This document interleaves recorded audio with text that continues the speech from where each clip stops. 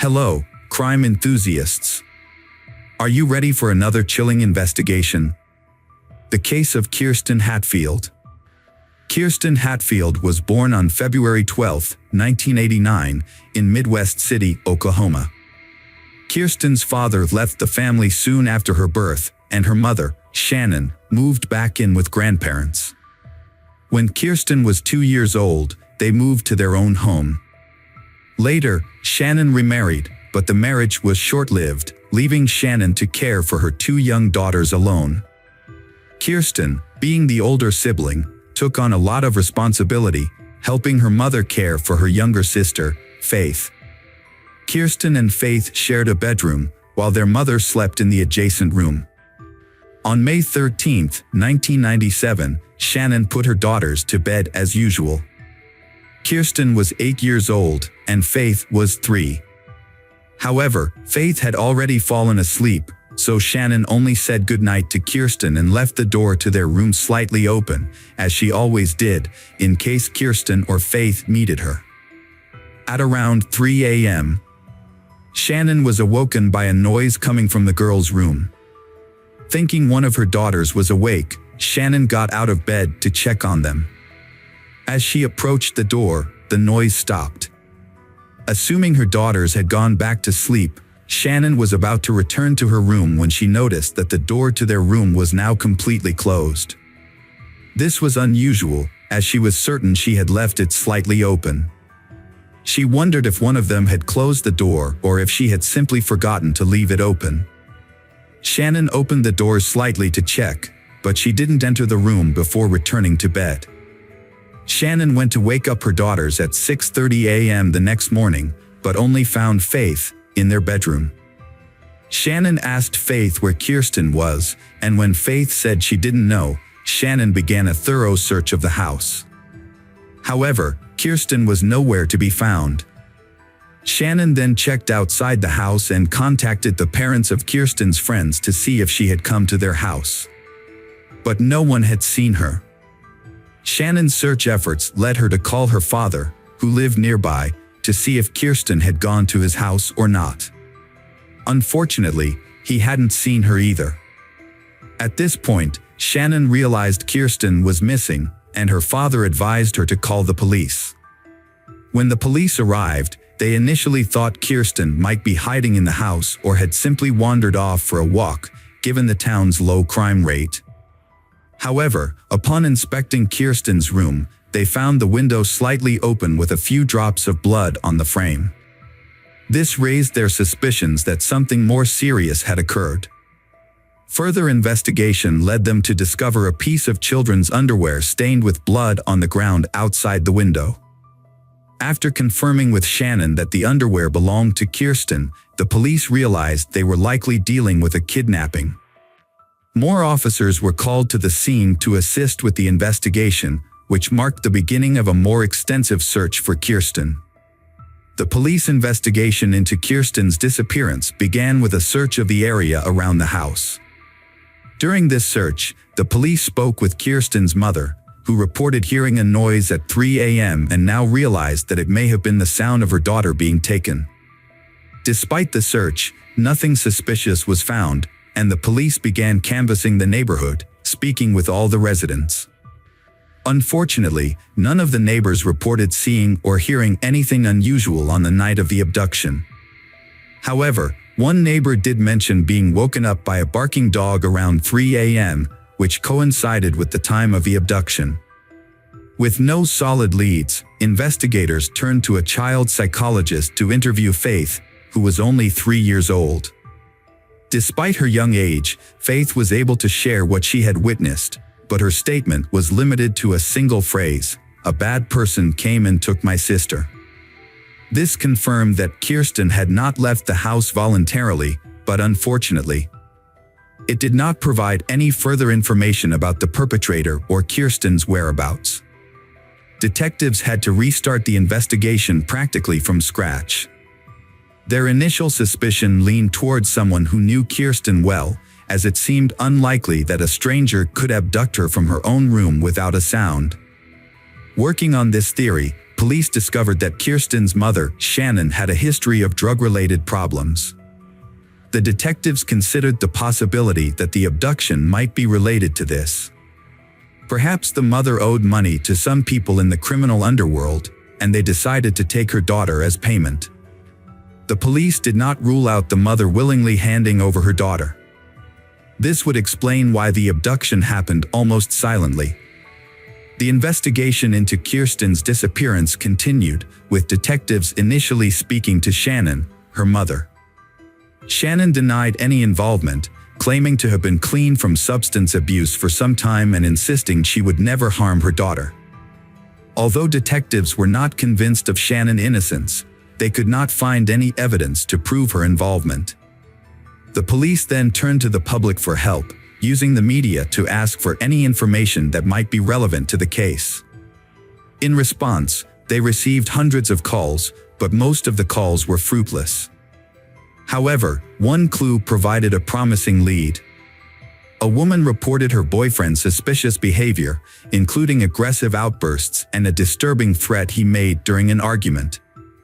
The police investigated the man and discovered that he knew Shannon's brother, which meant Kirsten might have known him too. Additionally, the man had a history of drug use and assault, and he had previously been familiar with the Hatfield family home. Despite this, the investigation ultimately found that the man had a solid alibi for the time Kirsten went missing. Multiple witnesses confirmed that he was at a bar until around 4 a.m. on the night of the disappearance, making it impossible for him to have abducted Kirsten. Detectives pursued multiple leads, but each one led to a dead end. As time passed, the hope of finding Kirsten alive began to fade. Kirsten's mother, Shannon, refused to give up. She took matters into her own hands, determined to find her daughter. She gave interviews to local media outlets, distributed flyers, and even investigated potential suspects on her own. However, Shannon faced numerous obstacles. Many local businesses refused to display Kirsten's flyers, citing company policies. She also attempted to meet with the state governor, but was unsuccessful. Shannon established a volunteer center to help find Kirsten. The center focused on distributing flyers and engaging with the media. However, Shannon encountered new challenges. Some volunteers stole money, lied about their work, and used the media to gain attention for themselves. Despite these setbacks, Shannon persevered in her search for the truth. After years of effort, Shannon realized that her approach was not yielding results. She enrolled in college, earned a degree in criminology, and became a parole officer. Shannon's goal was not only to find her daughter's kidnapper but also to protect others from potentially dangerous criminals who might be released from prison.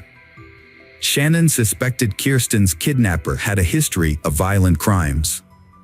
To pursue this lead, she researched people with violent pasts in her area but found no connection to Kirsten's disappearance. Despite her efforts, she eventually had to accept that Kirsten might have passed away and might not return. Still, Shannon continued to search for answers. Periodically, police reopened the case to investigate new leads, working with the FBI to create an updated sketch of Kirsten's possible appearance. In 2014, there was a breakthrough in the Kirsten case. A woman contacted the police and shared a shocking discovery she had made while sorting through her late mother's belongings. Among her mother's possessions was a diary detailing the woman's father's confession, claiming he had killed Kirsten Hatfield. The diary was extremely detailed, and detectives were convinced of its accuracy. According to the diary, the man had kidnapped Kirsten from her bedroom, took her to a house he owned in a nearby town, and murdered her after horribly torturing her. The description of the crime process spanned many pages, leaving even veteran investigators confused. The diary also revealed that the crime had been recorded on a videotape. Investigators immediately questioned the woman's father. However, his reaction was surprising. While he denied any involvement in the Kirsten case, he asserted that he had known who was responsible for Kirsten's death, saying the murder had occurred at his ex-girlfriend's house. The police were confused and asked for the house address. They quickly received a warrant and sent a team to thoroughly search this house. The forensic investigation began with a crucial step: the use of luminol, a substance that glows when exposed to very small amounts of blood. When the forensic team applied luminol to the scene, they were surprised by the results. An expert later described the house as lit up like a Christmas tree due to the numerous bloodstains. The bloodstains matched the details of the murder described in the diary, leading the team to believe they had finally found concrete evidence.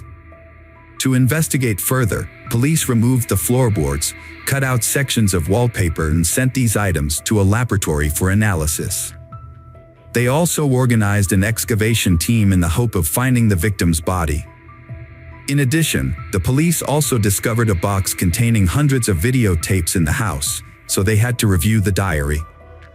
They suspected that one of the tapes might have contained footage of the victim being abused. Detectives meticulously reviewed each tape, but after hours of analysis, none of the tapes were related to the murder. Excavations also proved fruitless, with no remains or evidence found in the soil. However, just when the investigation seemed to have been gaining momentum, the police encountered an unexpected and shocking episode. Experts who analyzed the bloodstains in the house concluded that the bloodstains had actually belonged to an animal, not a human. This revelation left the police stunned and wondering what had just happened. Had someone deliberately deceived them with a cruel joke? Or was the person writing the diary struggling with mental health issues and convinced by a false narrative that had developed in their mind? The truth was still unknown. Detectives had run out of leads in Kirsten's case, and the case was once again stalled. In an effort to revive the investigation, the case was reassigned to a new detective named Daryl Miller in the summer of 2015.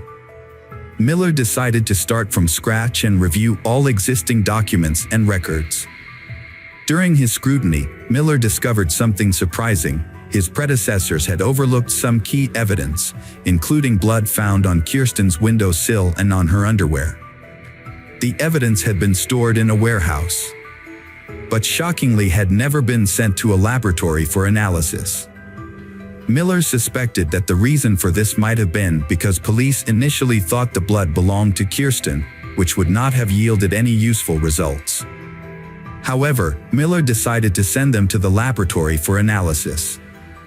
The results were surprising. The blood sample did not belong to Kirsten, but to an unidentified man. This was a significant breakthrough after many years of investigation. Miller decided to collect DNA samples from all the men who had participated in the investigation since the kidnapping. Police tracked down each person on the list and sent their DNA to a lab for analysis. Everyone was cooperative and provided their DNA samples quickly. Miller patiently waited for the results, and finally he received a call from the lab.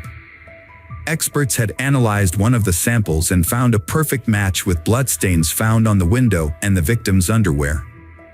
The DNA belonged to Anthony Palma, 56. The Hatfield family's neighbor who lived across the street. Anthony had been one of the first people the police spoke to on the day of the abduction. At the time, he claimed to have woken up around 3 a.m. due to his dog barking. Now that his DNA had been linked to the crime scene, detectives decided to bring him in for further questioning. Although the DNA evidence was sufficient for a conviction, the investigators hoped to obtain a confession from Anthony. A confession would expedite the trial and potentially lead them to Kirsten's body, which was still missing. To get Anthony to talk, the detectives invited him for questioning, telling him it was a routine process. They claimed they were re-interviewing everyone, including neighbors, to gather new information. In reality, their goal was to get Anthony to admit whether he had ever been inside the Hatfield family home. Detectives asked Anthony to recall any additional details about the night in question. He retold the same story he had shared 18 years earlier. But this time he added a new detail. He claimed to have seen a white car parked outside Kirsten's house, although he didn't think much of it at the time. The police then asked Anthony about his relationship with Kirsten and her family. He stated that he knew them as neighbors, but he had never interacted with Kirsten personally. He maintained that he got along well with the other neighborhood children, who would often ask him for help fixing their bikes or visit him for candy.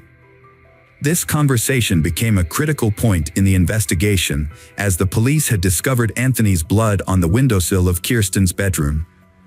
When they asked if he had ever entered the house, Anthony claimed he had not. This statement raised suspicions, as the presence of his blood suggested otherwise. The detectives faced a challenge. Anthony's blood was fresh, suggesting it had been left recently, but he had had it visited to the house when it belonged to a friend. The investigators decided to move forward with the interrogation. Informing Anthony that his blood had been found in Kirsten's room and on her underwear. Anthony repeatedly denied ever entering the house, despite the evidence to the contrary. The investigators attempted to extract a confession, but he consistently maintained his innocence. The detectives changed their approach and exited the room, leaving Detective Miller to speak with Anthony privately. Miller entered with a photo of Kirsten, placing it in front of Anthony. However, Anthony promptly pushed the photo away, refusing to look at it for the remainder of the conversation. Miller asked various questions, attempting to prompt Anthony into a confession, but he continued to deny any involvement. Failing to obtain an admission of guilt, the police ended the interrogation and apprehended Anthony. A subsequent search of his residence, made possible by a search warrant, uncovered no evidence of Kirsten's remains or any other relevant evidence.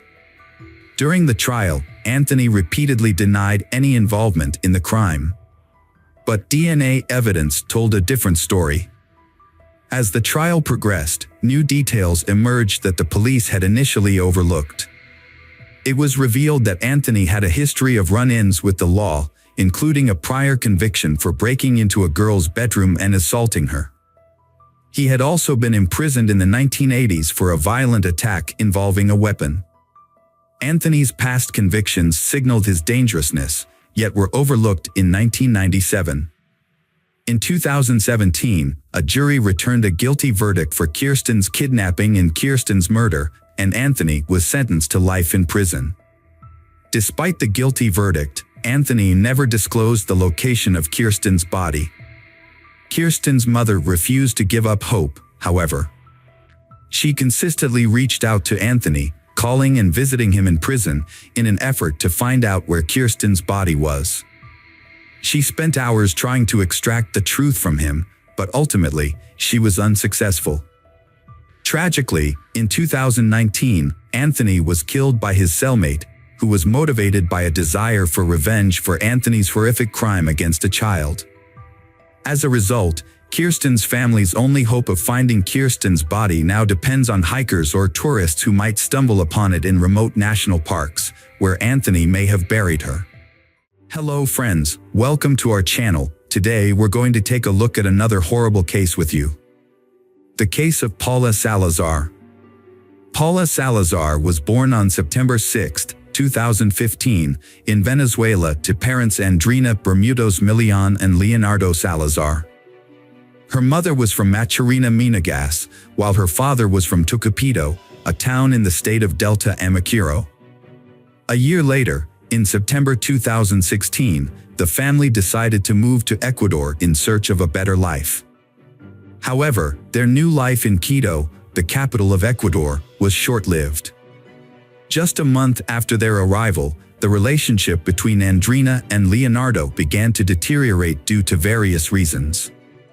They eventually broke up, and Andrina decided to move to Cuenca, Ecuador's third-largest city, with Paula.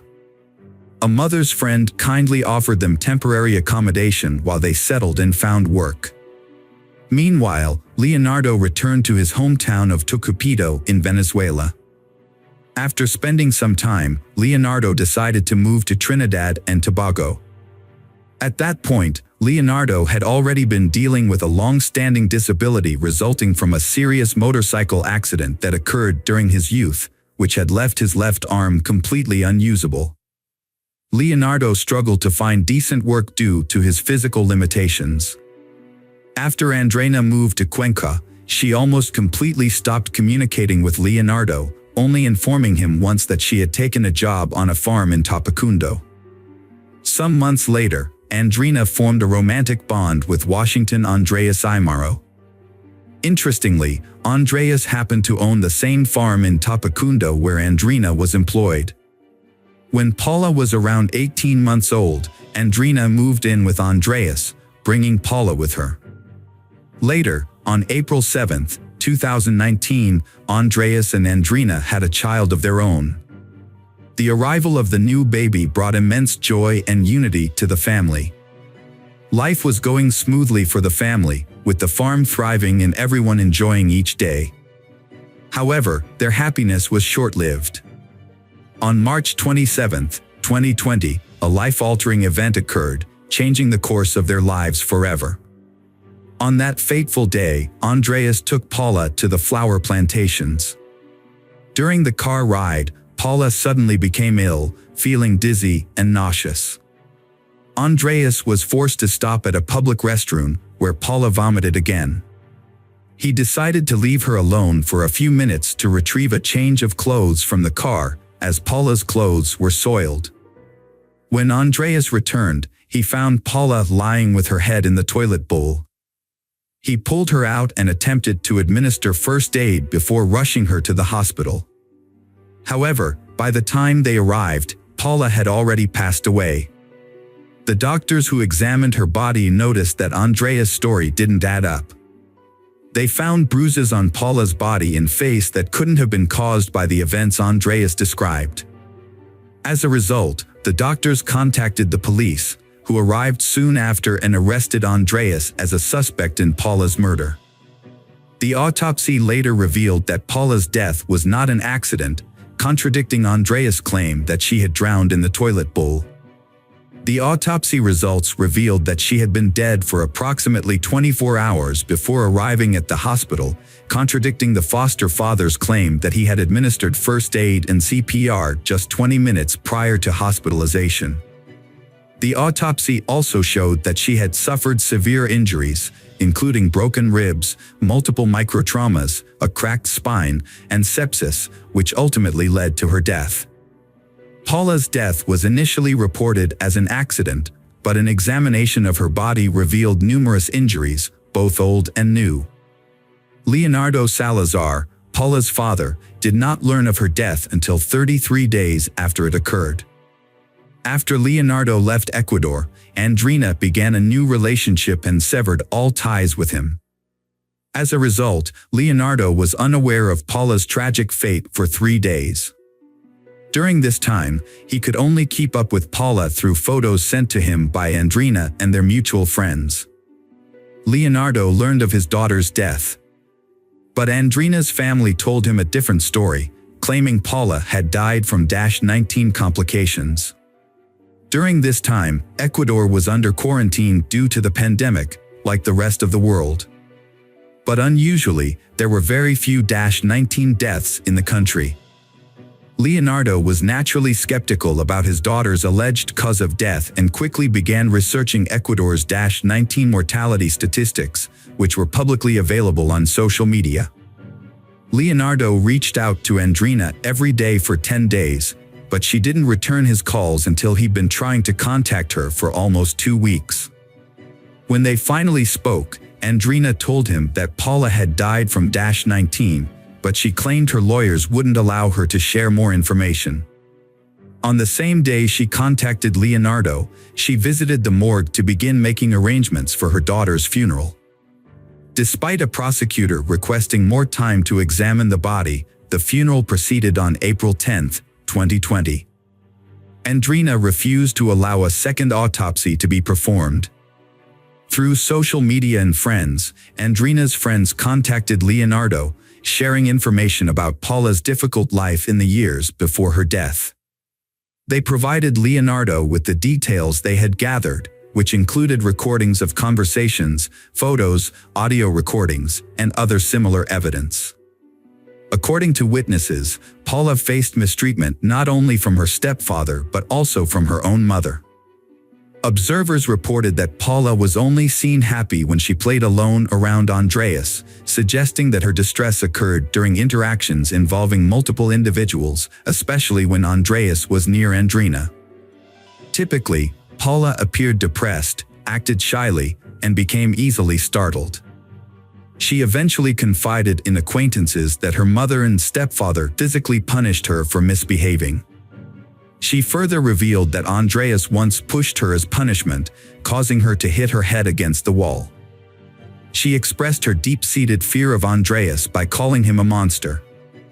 Paula was plagued by nightmares and struggled with insomnia. When she moved into her Andrina's home, her parents initially required her to sleep alone, ignoring her cries when she had trouble falling asleep. They also refused to help her get tucked into bed, leaving her to do it on her own. Furthermore, her mother, Andrina, had begun teaching her how to cook at an unreasonably young age. Paula was forced to prepare her own breakfast and dinner, as her mother preferred to sleep in late and take breaks from childcare in the evenings. Andrina seemed unconcerned about the dangers of having a preschool-aged child cook for herself, despite the risks involved. This neglect was part of a larger pattern of indifference towards Paula's well-being, as Andrina simply did not want to care for her daughter. A young girl repeatedly complained of pain in her legs and back to her teacher, claiming she couldn't walk. Due to her persistent complaints and visible bruises, the teacher took her to the school's health center. After an examination, doctors suspected she was being mistreated at home. The teacher contacted a special police unit to investigate her family for potential abuse. Authorities took up the case and temporarily relocated she to a safe location while the investigation was ongoing. On October 16, 2019, she, Paula, was temporarily placed with her uncle, Andrina's brother. A court hearing was scheduled for December 4, 2019, but the teachers who were set to testify failed to appear. As a result, the hearing was rescheduled for February 27, 2020. Unfortunately, the teachers didn't show up again, and the court was forced to drop the charges against Paula's parents. With no evidence, Paula was returned to her mother. Tragically, 1 month later, on March 27, she passed away. Following Paula's death, Andreas was initially placed in protective custody during the investigation. However, he later appealed this decision, leading to a court hearing on June 12, 2020. During the video conference hearing, the judge set a restraining order and decided that Andreas could be released to house arrest. Yet, in a surprise move, Andreas dropped his appeal. Meanwhile, Leonardo was running a social media campaign and sought financial support to travel from Trinidad and Tobago to Ecuador, with the goal of filing a complaint against Andrina, Paula's mother, before it was too late. At the time, Andrina had not been charged and was free. Leonardo was fortunate to receive financial assistance and free legal advice from two kind-hearted Ecuadorian lawyers, Oswaldo and Alejandro. To reach Ecuador, he had to take a perilous journey from Trinidad to Venezuela, crossing the border by raft and then continuing on to San Cristobal. Leonardo started his journey into Caira and entered Colombia, then traveled through rugged terrain to reach Ipiales. From there, he made his way to the Rumicaca Bridge, which marks the border with Ecuador, and eventually arrived in Quito, where he met with a lawyer on June 30th. Meanwhile, a formal complaint had been filed by Leonardo against Andrina, and as a result, Andrina was charged on July 6, 2020, and was subsequently put under house arrest. Andrina and Andreas were charged with murder, an offense that carries a maximum prison sentence of 13 years. In November 2020, Leonardo's lawyer raised concerns about the possibility of Andrina fleeing the country due to a past incident where she attempted self-harm. As a precaution, the judge ruled in favor of fitting Andrina with an electronic monitoring device, reducing the need for her to attend court hearings twice a week, making them only once a week instead.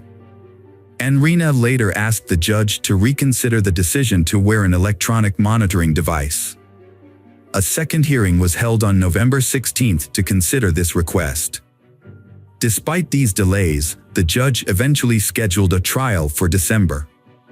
Due to the pandemic dominating the news, some key events were not reported. The trial began on January 14, 2021, with Andreas being held at the Regional Detention Center.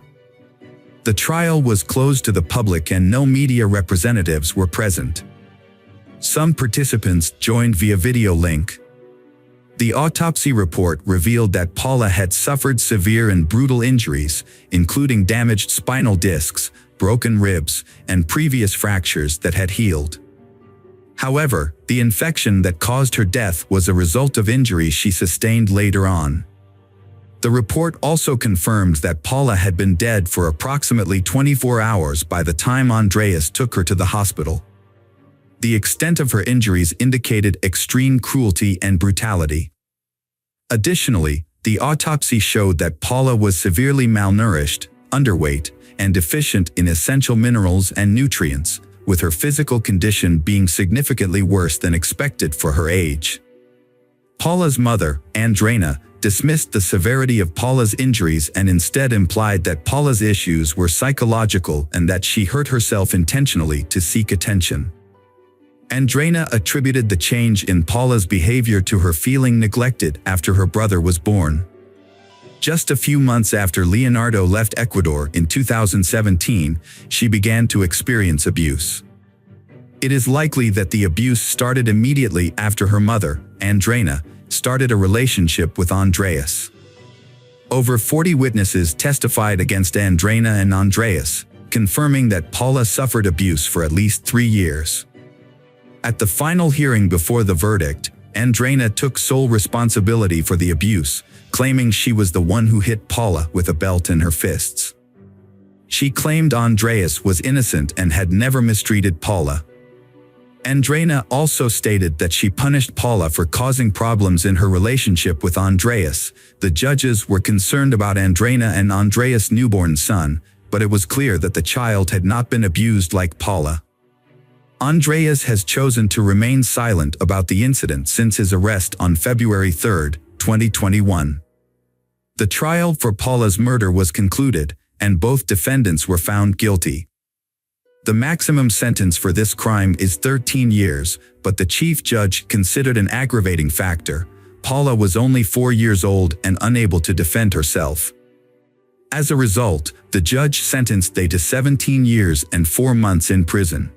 Hello friends, welcome to our channel. Today we're going to take a look at another horrible case with you, the case of Lindsay Cutshall. Lindsay Cutshall was born in 1982 in the small town of White Eyes, Ohio, to a devoutly Christian family. Her father was a pastor, and she was raised with strong religious values. Despite her strict upbringing, Lindsay was an adventurous and active child who enjoyed sports and later developed a passion for hiking and extreme tourism. After completing her education, Lindsay attended Appalachian Bible College in West Virginia, where she honed her outdoor skills. She regularly went on hikes, climbed mountains, and rafted down rivers, often organizing her own expeditions. Lindsay's dream was to establish a summer camp for children and teenagers, where she could teach them wilderness survival skills, rafting, and other outdoor activities. Jason Allen was born in 1978 in Zeeland, Michigan, to a deeply religious family. As a teenager, he became fascinated with hiking and wilderness survival. Jason was a tall, athletic, and charismatic individual who possessed natural leadership qualities, which drew like-minded people to him. He was passionate about exploring new heights and mastering outdoor skills. Lindsay and Jason met in 2002 during a hiking trip in the Appalachian Mountains. At the time, Lindsay was still a student, while Jason worked as a mountain guide and climbing instructor. They quickly formed a connection after meeting for the first time, leading the young man to ask for her hand in marriage just 6 months later. Both sets of parents gave their approval, and the young man proposed to his girlfriend with a beautiful diamond ring. Shortly after, he gave her a second engagement ring. As a couple, they made ambitious plans for their future. They intended to get married in September 2004 and buy a spacious house to raise a family. But things didn't turn out as expected. Before their wedding, they worked as senior counselors at a Christian summer camp called Rock and Water in California's El Dorado County.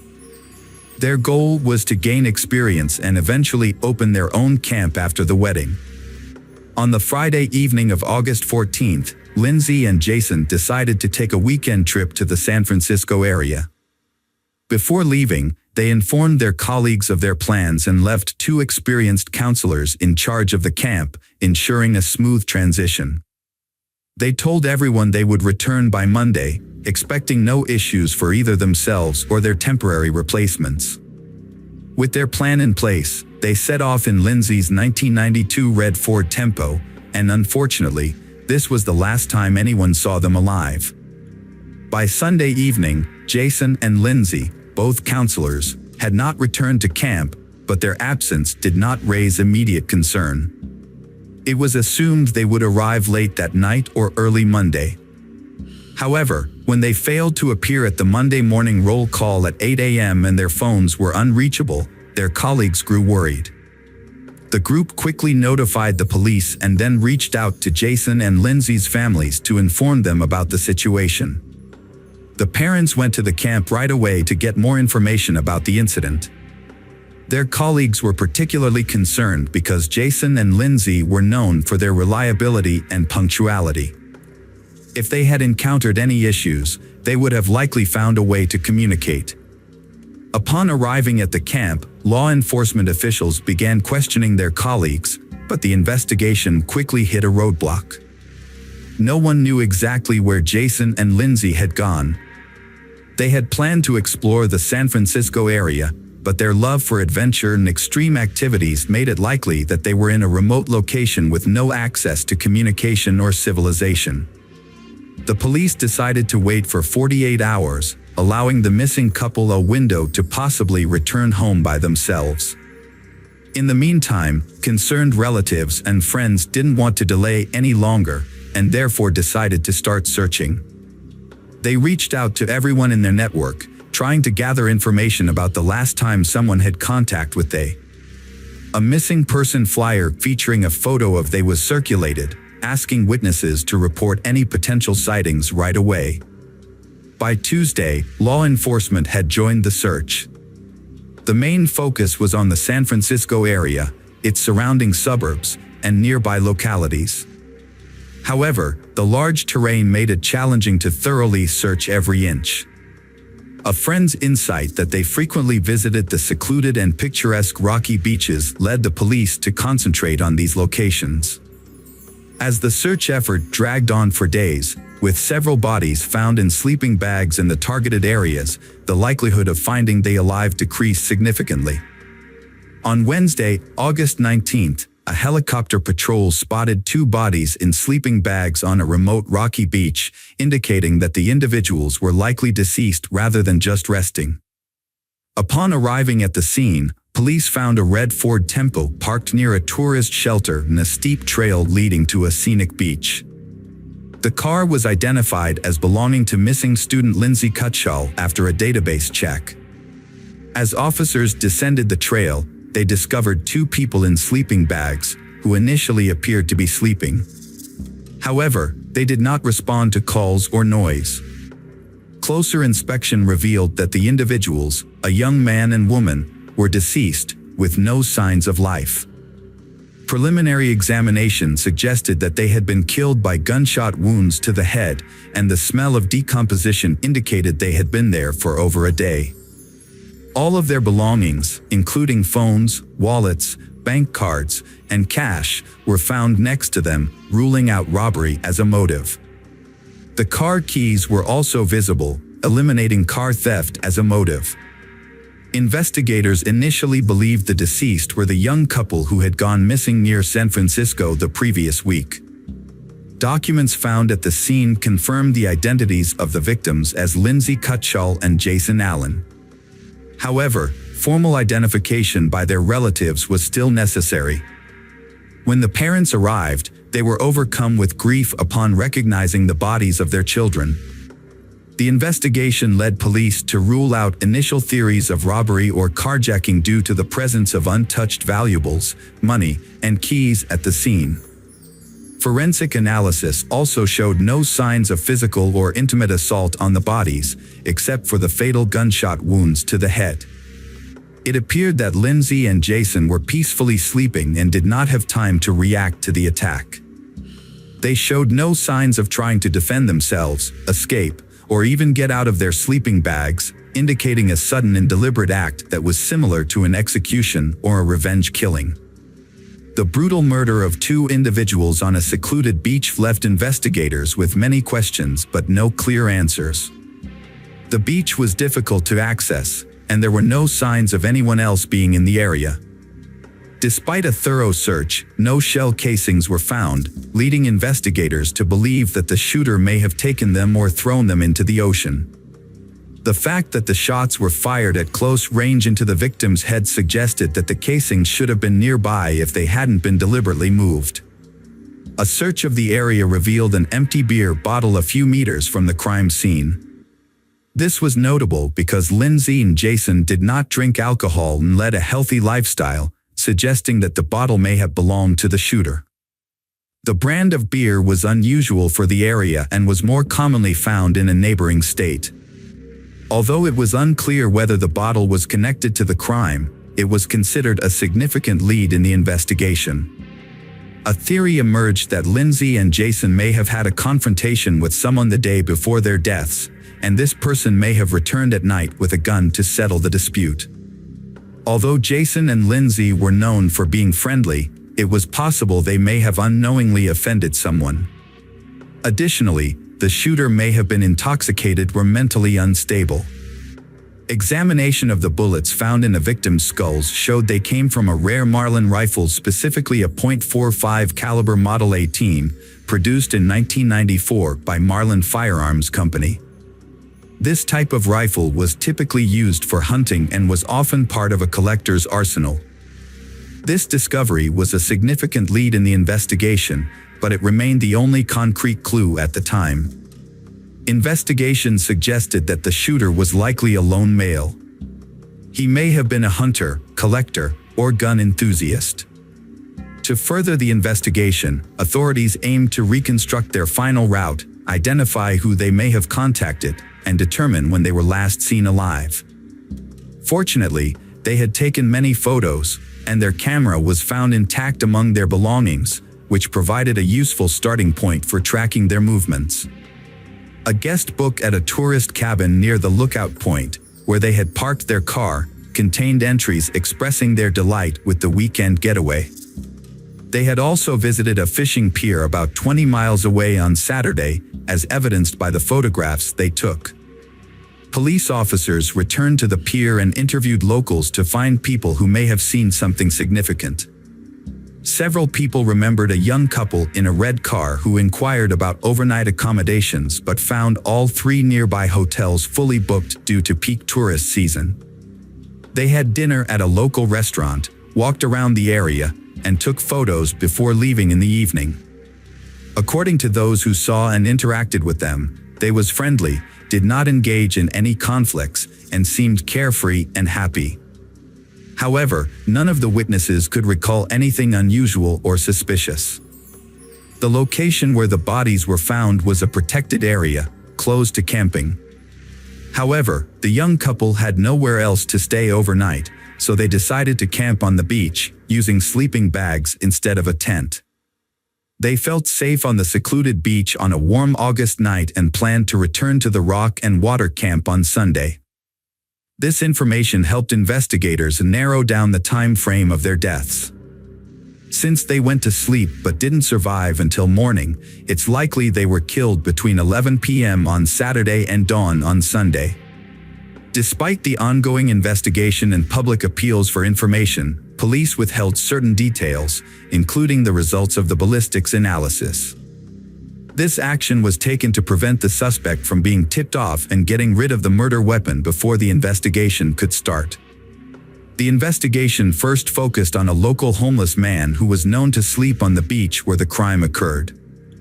He was found and questioned by police, but despite not having an alibi for the night of the crime, he was not confirmed to be involved.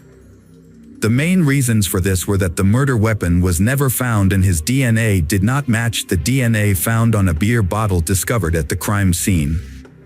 The case went cold for nearly 2 years, but in the spring of 2006, police decided to release more information about the crime, including details about the weapon used. They also offered a $50,000 reward for any information that could help identify the perpetrator and solve the case. Following the public appeal, authorities received over 1,000 calls, but only a few were useful for the investigation. One individual, 26 years old Sean Gallen, drew particular attention from several locals who described him as an aggressive collector of firearms and blades. He was reportedly prone to conflicts, had a history of property damage, and frequently threatened violent behavior. The police investigated Sean Gallen and questioned him because they already knew him from previous incidents involving fights and drunk driving. Upon inspecting his possessions, Sean did possess numerous weapons but did not own the rifle in question. Authorities were unable to verify his whereabouts around the time of the crime due to the year gap, and his DNA did not match the sample found on the beer bottle at the crime scene, forcing his release.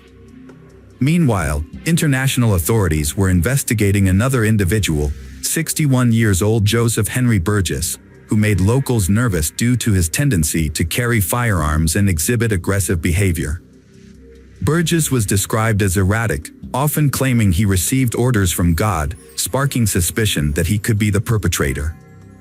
Joseph Burgess was living in Canada in the late 1970s, feeling lost and without a clear sense of purpose or direction in his life. In 1978, he joined the Children of God commune, presenting himself as a deeply devoted individual.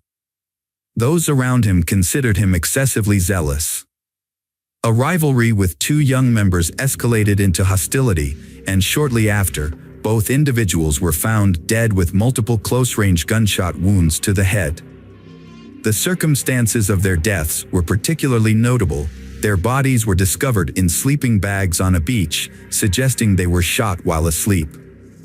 By the time the authorities arrived, Joseph had disappeared. Although evidence left behind implicated him in the crime, he had already fled to the United States, crossing the border illegally. Joseph managed to evade capture for nearly 25 years until the police linked him to a double homicide in California. However, the opportunity to question him was lost when a shootout occurred during his arrest, resulting in the deaths of both a police sergeant and Joseph, who initiated the gunfire. This ultimately unresolved case remained shrouded in mystery. A 35-year-old man named Seamus Gallen was killed by his younger brother, Sean Gallen. The brothers had gotten into an argument, during which Sean, who was under the influence of illicit substances, shot Seamus 3 times with a gun. Sean had a history with the police, having been previously investigated for a double murder on a beach, but was released due to lack of evidence. Since then, Sean had been in trouble with the law twice for causing property damage and making threats, but only received fines. It was also discovered that Sean was an avid hunter and enjoyed making knives and other bladed weapons. People who knew him described him as antisocial, aggressive, and unpredictable. After killing his brother, Sean tried to run away but was caught almost immediately. The police decided to take another look at Sean's possible involvement in a crime that happened 13 years ago.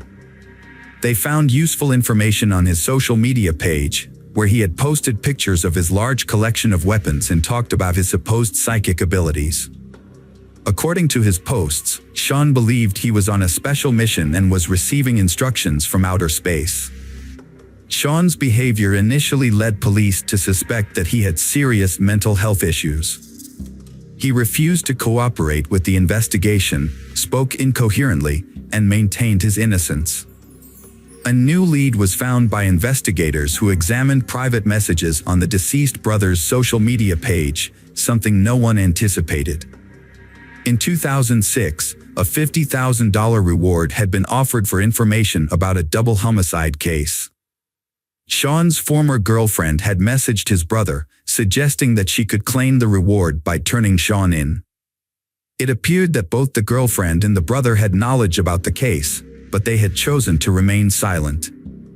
Unfortunately, it was no longer possible to question either of them, as the brother had been shot and the girlfriend had died in a car accident 2 years earlier. However, when Sean was shown the printouts of the messages between his former girlfriend and his brother, he made a shocking confession. Despite his initial denials, Sean began to provide a detailed account of the events surrounding the double homicide. His recollection of the details was vivid, even though more than 13 years had passed since the crime occurred. One evening, a man left his house with a Marlin rifle, planning to hunt in a nearby wooded area. However, after wandering aimlessly for a couple of hours, he decided to head down to a nearby beach, which he believed was a good spot to find wild boars. As he walked along the shore, he came across 2 sleeping bags with a young man and woman asleep inside. He stood there watching them for several minutes, when suddenly he heard voices in his head telling him to kill them. The man claimed that this was a mission from outer space that he had to carry out. So, he pointed his rifle directly at the young man's head and fired, instantly killing him. The sound of the shot woke she, but before she could even process what was happening, the man fired again, killing her as well.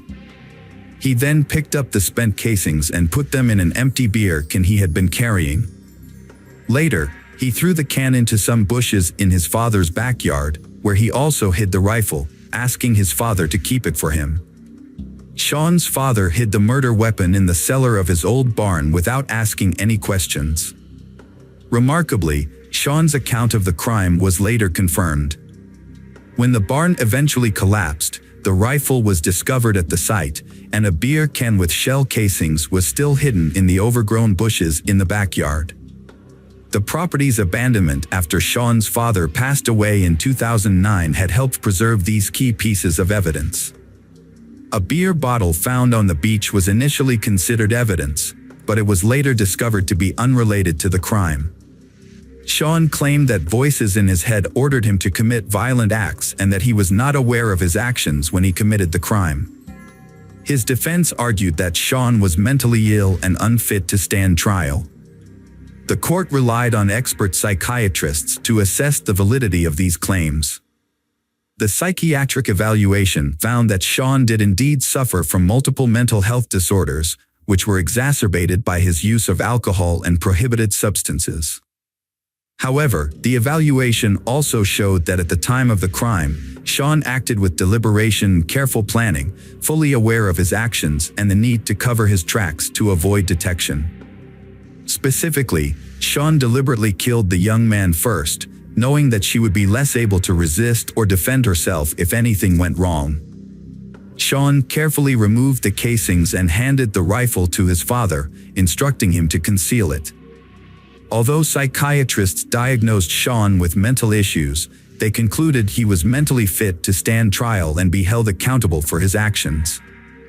Notably, his family and former girlfriend were aware of or suspected his involvement in the double homicide, yet none of them reported him to the police. Sean's trial took place in the spring of 2019, nearly 15 years after the double homicide. On June 17, 2019, he was sentenced to 2 consecutive life terms without parole, plus an additional 94 years for killing his brother in 2017. He is currently serving his sentence in a special prison unit for inmates with mental disorders. Due to his continued claims of hearing voices and aggressive behavior, he is closely monitored to prevent harm to himself or others. The motive behind the double homicide was never established.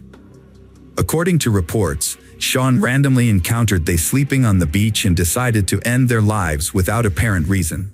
Hello friends, welcome to our channel. Today we're going to take a look at another horrible case with you. The case of Adam Strong. Adam Strong was born in 1972 in Cornwall, a small town in Stormont County, Ontario.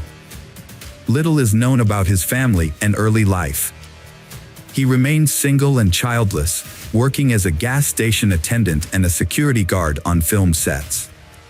Those who knew him described Adam as quirky and eccentric, often coming across as superior to others. He enjoyed debating and arguing to prove his point, but was not typically confrontational. A review of his social media profiles revealed Adam's interest in BDSM practices, which he openly discussed and shared photos and videos about. Although he never had a long-term partner, some former partners accused him of being a sadist who subjected them to physical and emotional abuse, leading to the end of their relationships. Adam also had a peculiar hobby of writing reviews of adult films and magazines. It appeared that watching such content was a significant part of his free time. Despite his unusual interests, Adam presented himself as a calm and composed individual, showing no outward signs of a troubled or criminal nature. The story took an unexpected turn 4 months later when at the end of December, when David Wood's family moved into the house at 19 Macmillan Drive in Oshawa, they were immediately struck by a strange and unpleasant smell. Their downstairs neighbor, Adam Strong, a 45-year-old single man who lived in the other half of the house, reassured them that it was just a minor plumbing issue that he would fix within a few days. Although Adam was friendly and polite in his communication, there was something unsettling about him that put the Wood family on edge. When David's wife tried to welcome him with some homemade cookies, Adam wouldn't even let her into his apartment. Instead, he stepped out into the hallway, closing his door behind him. In that brief moment, David's wife caught a glimpse of Adam's living space, which was in disarray, and the smell inside was overpowering and foul. Adam borrowed cookies from his new neighbor and quickly left. Later, when they met in the yard, he apologized for not inviting her in, explaining that his apartment was a mess due to upcoming renovations. Despite his efforts to be polite, he seemed nervous. As the Wood family settled into their new home, they tried to ignore a persistent smell. However, on December 29th, they called a plumber to fix a sewer blockage, which had intensified the stench. The problem seemed minor, but what the workers found in the pipes shocked even experienced forensic experts. Plumber Sean Funn and his partner began to clear the blockage in the Woods' apartment. Although they were accustomed to unpleasant odors, they were surprised by the terrible smell inside.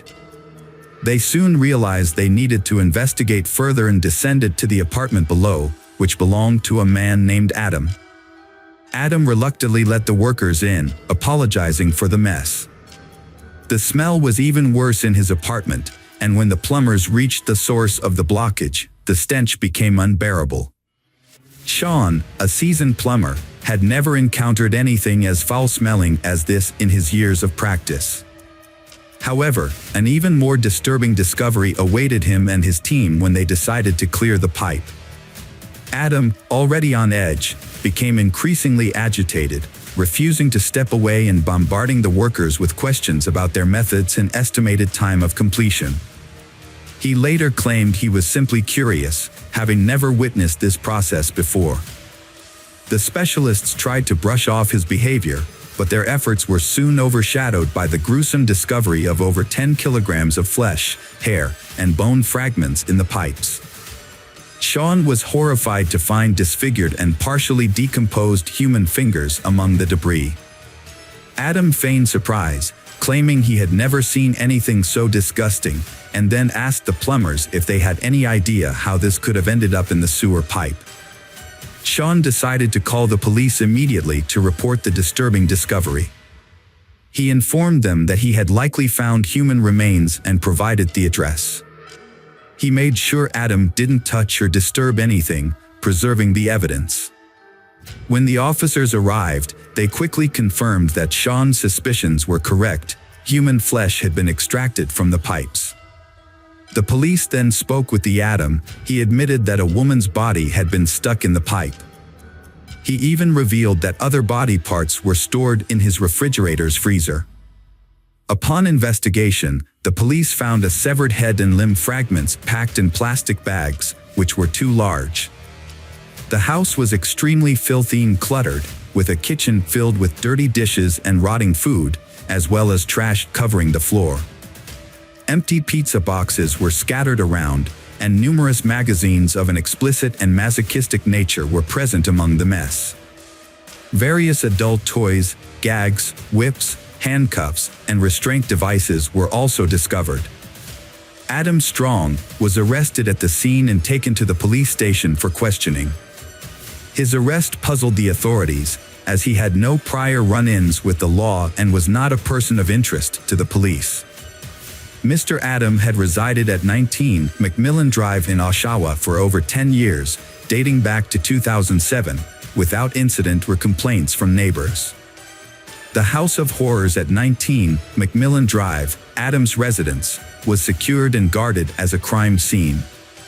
An initial inspection revealed a complex and time-consuming process lay ahead, with investigators expecting to uncover more shocking evidence. The discovery of a head in the refrigerator was just the beginning. Evidence found at the scene led law enforcement to suspect a connection to Rory Hash, whose torso had been recovered from a body of water 4 months earlier. A tattoo on the neck and subsequent DNA analysis confirmed that the discovered remains belonged to Rory. Further investigation revealed blood-stained clothing and shoes belonging to she, hidden among trash in various rooms of the house. The bedroom was particularly disturbing, with blood traces found on the bed, walls, furniture, and ceiling. These bloodstains were later confirmed to belong to a missing schoolgirl. A dissection table was also found in the kitchen, suggesting it was used to dismember and gut the victim. The entire scene was gruesome, with blood, skin particles, hair, and bone fragments scattered everywhere, causing nausea in those who witnessed it. The bathroom was extremely dirty and unsanitary, with signs of a violent crime visible everywhere, including dirt, blood, and broken fixtures. The toilet was dismantled and lay in a corner, surrounded by garbage. It appeared that the perpetrator, Adam, had attempted to dispose of a body by cutting it into pieces and flushing them down the sewer. However, he encountered a blockage and, when his attempt to fix it failed, left the scene in disarray. Inside the house, a large number of sharp objects were discovered, which likely had been used to dismember the victim. Some of the objects, including knives, still had blood on them. Further analysis of the evidence, including DNA samples, revealed that Adam had semen on fragments of the victim's body, which had been found in the refrigerator. Rory Hash was born on July 9, 1999, in Oshawa, Ontario, to Shannon Dion, a single mother. Rory's father was not present in her life, having left before her birth. Despite this, Rory grew up in a loving and supportive family environment provided by her mother and maternal grandmother. Rory's family had an unconventional background, with her maternal grandfather founding and leading the motorcycle club Satan's Choice. He was also a skilled boxer with connections to organized crime. Additionally, Rory's uncle was a member of the Hells Angels motorcycle club and led a troubled life, frequently encountering legal issues. However, this did not affect Rory's childhood, which was remarkably peaceful and carefree. Rory excelled academically and had a passion for dance, winning awards in competitions. Those who knew her described her as intelligent, responsible, and compassionate. At the age of 13, Rory earned top honors as a cadet in her local army unit, showcasing her exceptional qualities from a young age. At 15, Rory's life took a downward turn. A friend introduced her to drugs, and she quickly became addicted. She started spending time with the wrong crowd, neglected her schoolwork, and eventually stopped attending school altogether. For about a year, her family tried to help her overcome her addiction by sending her to various treatment centers, but she relapsed each time. At 17, Rory ran away from home and began working in the sex trade to support her habit. Rory eventually sought help from a specialized service for teenagers struggling with addiction. With their support, she was able to enter mandatory treatment and turn her life around. She found a job at a local shop, studied remotely to earn her high school diploma, and even started thinking about attending college.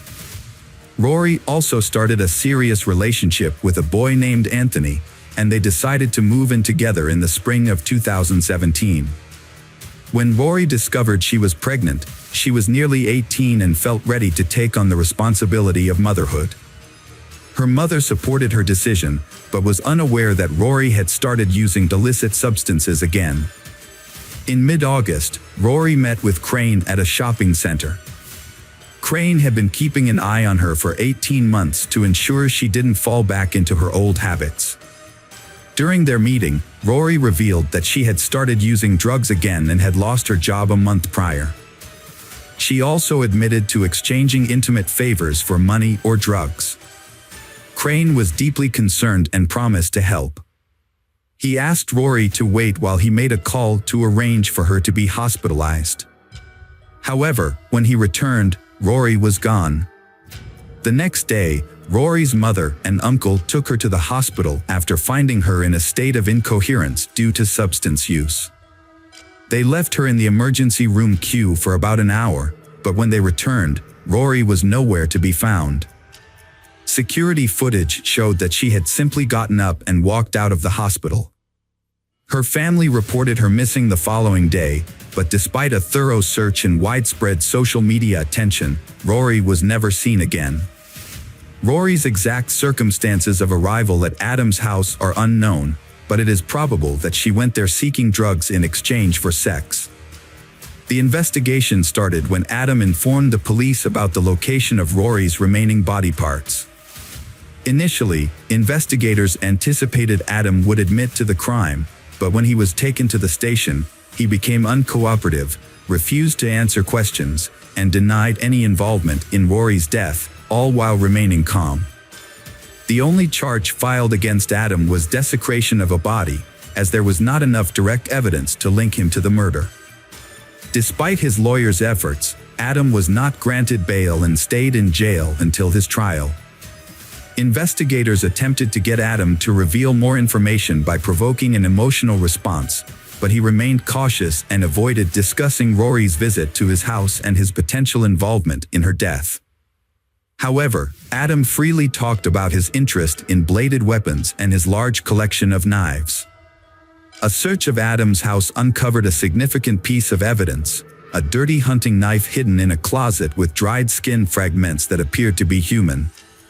DNA testing revealed that the samples on the knife did not match Rory's, but belonged to someone else. It took several months to identify the person, but by July 2017, investigators had confirmed that the DNA on the knife belonged to Candace Fitzpatrick, she who had gone missing about 10 years earlier. Candace shared many similarities with Rory Hash. Both struggled with addiction and had run-ins with the law. They came from troubled families and often ran away from home, sometimes disappearing for months at a time. To survive, they would often exchange sex for food and other necessities. Candace was born in 1989 and was 18 when she disappeared. Her family did not realize she was missing until almost 2 years later, by which time any potential leads had gone cold. Many people believed that Candace's lifestyle and social circle meant she could have gone anywhere. For 10 years, her parents thought she might have run away and would eventually return home. However, news from law enforcement in 2018 destroyed their hope of ever seeing their daughter alive again. A striking feature of the case was the physical resemblance between Candace and another victim, who was the same age. The police believed they had caught a serial offender. The suspect, Adam, also confessed to harming Candace. However, Adam refused to provide information about Rory unless the police agreed to improve his prison conditions. He wanted a private cell, a large TV, internet, and his favorite meals. Although law enforcement was outraged by Adam's demands, they agreed in order to gain valuable information. Adam began by sharing his troubled childhood, revealing that he was abused by his stepfather from age 5 and started harming animals at age 7, deriving physical pleasure from these acts. He also discussed his unusual intimate preferences and expressed frustration at not finding a partner who shared these interests. When discussing Rory, Adam described in detail how he had dismembered her, seemingly taking pleasure in the act, but later regretted his plumbing had failed him. However, when questioned by police, Adam denied responsibility for her death, claiming she had died from an overdose and he had only disposed of the body. When asked about Candace, a case from 10 years prior, Adam was caught off guard and attempted to learn how the police had discovered the connection. Upon hearing about the human remains found on an old knife, Adam became subdued and regretted not taking better precautions to avoid detection. He admitted to meeting Candace but denied killing her. Despite a lack of evidence to support his claims, Adam unintentionally incriminated himself during the investigation. In an attempt to gain sympathy, he shared his account of events. However, when informed that the victim, Rory, was pregnant at the time of her death, Adam strongly denied this fact. The police noted that the pregnancy was in its early stages, and therefore not visibly apparent.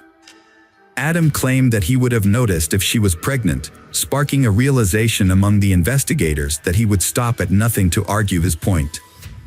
To uncover more information, the police told Adam that Rory was pregnant, which led him to attempt to prove the contrary.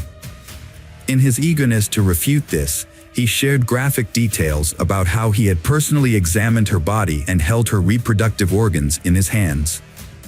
Adam's account was detailed and included his physical sensations, describing the flesh as soft and warm. At one point, he even mentioned feeling a pulse. These statements raised suspicions that Rory may have still been alive at the time. Unfortunately for Adam, his entire narrative was captured on camera, and his incriminating statements were presented as evidence in court. When confronted about his earlier statements, Adam tried to retract his previous admissions, but it was too late. The defendant, Adam Strong, refused to reveal what he had done with Candace's body, and despite extensive searches, her remains were never found. Investigators also failed to identify any other potential victims. During one of the final interrogations, Strong showed no remorse, saying, "I don't know if it matters, but I'd like to extend my condolences to her parents." During the trial, Strong's lawyers argued that he was mentally ill and therefore not responsible for his actions, claiming he needed medical treatment rather than punishment. However, the court had to decide whether he was sane and accountable for his crimes or if he should be committed to a psychiatric facility instead of serving time in prison. A psychiatric evaluation found that although Strong had certain mental health disorders, he was aware of his actions and could be held legally responsible. Strong's trial began in September 2020, 3 years after Rory's death and 12 years after Candace disappeared. He was charged with 2 counts of murder and desecration of Rory's remains. Although he never admitted guilt, the evidence found in his home and his statements during interrogations confirmed his involvement in these horrific crimes. 4 of Adam's former partners testified against him, describing his cruel and violent behavior. The prosecution presented evidence that Adam had lured 2 women to his home with promises of money in exchange for intimate services that catered to his specific preferences. Once they were in his home, he would immobilize and torment them for an extended period. In the case of Rory, he likely killed her during the ordeal because he feared she would report him to the police. On September 4th, a signal from Adam's phone was detected near the city harbor, where he had discarded Rory's torso, hoping the current would carry it away. In April 2021, Adam Strong was found guilty of murdering Candace Fitzpatrick and Rory Hash, as well as desecrating Rory's remains. He was sentenced to life in prison without the possibility of parole. Adam showed little remorse, stating that his prison cell was an improvement over his previous living conditions. 6 months after his sentencing, Adam unexpectedly revealed the location of Candace's remains. Following his directions, the police conducted a months-long search that ultimately led to the discovery of human bones. DNA testing confirmed the skeleton's identity as young Candace Fitzpatrick, and this was officially announced. Investigators now strongly suspect that there may be at least one more female victim in the Adam case. During Adam's initial interrogation, his personal belongings were seized, including a chain with 3 rings. Adam asked for the chain's return, explaining that the rings held sentimental value and he didn't want to lose them.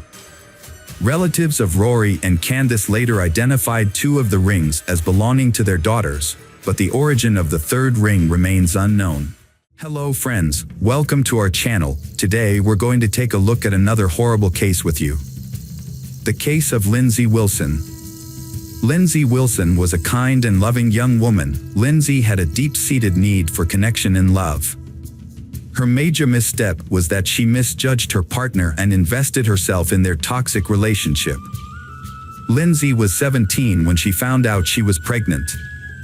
Growing up in a loving and supportive family, she had never expected to become a mother so young.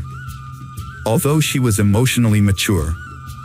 What made it even more difficult was that her boyfriend, whom she had been dating since she was 13, abandoned her as soon as he learned he was going to be a father. His sudden departure left Lindsay feeling both upset and scared. Lindsay was all too familiar with the physical and financial strains of motherhood. Her family, the Wilsons, were loving and close-knit, but they had often struggled to make ends meet.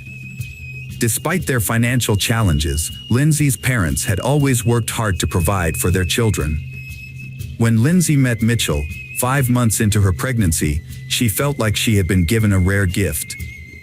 Mitchell, who was 20 years old at the time, was attentive, caring, and gentle. What impressed Lindsay most was that her pregnancy didn't deter him. Instead, he was eager to be involved and supportive. Mitchell told Lindsay that he had fallen in love with her at first sight and wanted to spend the rest of his life with her, raising her child as his own. To show his commitment, Mitchell began working overtime to ensure that Lindsay and their unborn child would not have to worry about anything. 20-year-old Mitchell was a true gentleman. He was attentive and loving to Lindsay, despite her delicate condition. In fact, Mitchell had fallen deeply in love with her at first sight and wanted to spend his life with her, including raising her child as his own. At the time, Mitchell was earning a good income. However, when they announced their decision to get married, their parents were shocked. They felt that their 5-week relationship was too short to withstand the challenges and circumstances that came with marriage. Despite their concerns, Lindsay's relatives noticed a positive change in her since being with Mitchell. She had regained her cheerfulness and good health. However, some of them found Mitchell's behavior to be a bit insincere. Nevertheless, no one interfered with their decision to get married, and instead chose to keep their doubts to themselves. The wedding took place in August 1995, surrounded by a small, intimate group of family and friends, mostly from the bride's side. The groom's side was noticeably underrepresented, with only his parents, a brother, and 2 friends in attendance. Despite the celebratory atmosphere, Lindsay's relatives couldn't shake off their uneasy feelings about the union. However, Lindsay herself was over the moon, believing she had found her perfect match. As the evening wore on, their happiness was short-lived. A disagreement erupted, and the newlyweds' argument played out in front of their guests. The reason for Mitchell's outburst seemed trivial, and his reaction was disproportionately intense. The situation escalated, with Mitchell grasping Lindsay's hand and violently shaking her, leaving everyone in attendance stunned and uncomfortable. Mitchell appeared agitated and threatening, causing concern. When he calmed down, he apologized to everyone and made light of the situation, attributing his behavior to holiday stress. Although Lindsay didn't think much of the incident at the time and soon forgot about it, it was actually one of the warning signs of their toxic relationship. After getting married, Mitchell and Lindsay moved into an apartment in Southport, away from their parents. They started their life together and soon welcomed a baby girl named Robin. However, Lindsay soon discovered that her husband had a volatile temper, which cast a shadow over the joy of their new family. Mitchell's moods were unpredictable. One moment he was happy and joking, and the next, he would become aggressive and unreasonable. She thought she was maintaining a delicate balance at home, but in reality, she was giving in to his control. He dictates her every move and gets angry if she misses a phone call or doesn't pick up. Their arguments often ended with Mitchell begging for forgiveness and declaring his love. For a while, it seemed that peace had been restored, but their cycle of arguments became more and more intense. Lindsay struggled to recognize who she once loved. She frequently shared her concerns with her relatives, who urged her to leave the relationship and end her suffering. However, Lindsay found it difficult to acknowledge her mistake and admit defeat. Lindsay's relatives noticed that she often dwelled on memories of the past. Whenever her husband promised to change and return to his gentle and caring ways, Lindsay wanted to believe him and waited for him to fulfill his promises. Meanwhile, Mitchell's controlling behavior intensified. He restricted Lindsay's freedom, forbidding her from going out alone in the evenings and eventually requiring her to be accompanied by him at all times. Despite his possessiveness, Mitchell was seen with other women, sparking Lindsay's suspicions of infidelity. Lindsay confided in her older sister about her concerns, sharing an incident where a woman visited their home, unaware that Mitchell was married. This revelation led to another argument, which escalated into physical violence. Physical abuse gradually became a part of Lindsay's life. To control her and protect his reputation, Mitchell started limiting her interactions with others. He began by restricting her contact with neighbors, friends, and acquaintances, and eventually with her family. Lindsay, unhappy and fearful of being caught and punished, tried to secretly maintain contact with her loved ones. Despite the problems in their relationship, Lindsay stayed with Mitchell. One reason was the comfortable life he provided. He had a good income, supported her and their child, and paid the bills, leaving her without any financial worries. Lindsay's life changed dramatically when she found herself pregnant again. Although her husband, Mitchell, was a good father to her daughter from a previous relationship, she felt that having another child would be unwise in their current circumstances. She decided to have an abortion. When Mitchell found out about her decision, he became furious and verbally and physically abused her. Lindsay packed her belongings and took her daughter to her parents' home. Her family was relieved to see her. At first, Lindsay was happy to be apart from her husband, Mitchell. But over time, she started to miss him. Mitchell, eager to win her back, would call her constantly, begging her to return. Despite initial reservations, Lindsay was eventually won over by Mitchell's claims that he had changed. Everything seems to be back to normal. They are even looking forward to another child. However, their happiness was short-lived. After 6 months, Mitchell's violent temper flared up again. Although he didn't harm Lindsay, who was pregnant at the time, he unleashed his fury on their apartment. He smashed furniture, ripped doors off their hinges, and damaged the walls. He even threw their television out the window and vandalized their car. The landlord, fed up with the destruction, demanded that they pay for the damages and move out. The family's financial situation became even more dire. As a result, they was forced to take out a significant loan and downsize to a smaller, more modest apartment. In October 1997, Lindsay gave birth to their son, Jack. Mitchell was overjoyed at the arrival of his child. However, the relationship between the spouses continued to deteriorate over time. Mitchell often left home for extended periods, sometimes for just a few days, sometimes for an entire week, frequently citing trivial or made-up reasons. Although Lindsay had grown accustomed to her husband's behavior, she eventually reached her breaking point and filed for divorce, returning to her parents' home when Mitchell abandoned her once again. Lindsay realized she couldn't handle the separation from Mitchell on her own, so she reached out to a local charity that supports women in crisis. The charity helped her find affordable housing in a different city, allowing her to start fresh. However, she was worried that Mitchell would find out her new contact information, so she took steps to protect herself. When Mitchell began making threats, she took it a step further and got a restraining order from the police. With the help of a therapist, Lindsay started rebuilding her life. She kept a journal to document her experiences, intending to use it as a warning for her children in the future, so they wouldn't make the same mistakes she did. The journal entries supported what her relatives had said about the problems within the family. Unfortunately, despite her efforts to stay hidden, Mitchell eventually discovered her phone number and began calling her constantly, demanding to see their son. Lindsay, now free, soon felt lonely and couldn't resist her ex's persistence. They started talking and seeing each other again, eventually moving back in together. Ashamed of her weakness, Lindsay kept this a secret, but it eventually came out. Her relatives and friends were shocked and disappointed by her reunion with he they considered a tyrant, and they couldn't understand why she had taken him back. Her relatives continued to dislike Mitchell and cut off most communication with him. Despite their efforts to help her, Lindsay repeatedly returned to the abusive relationship. As a result, her loved ones eventually gave up trying to save her, accepting the situation and distancing themselves.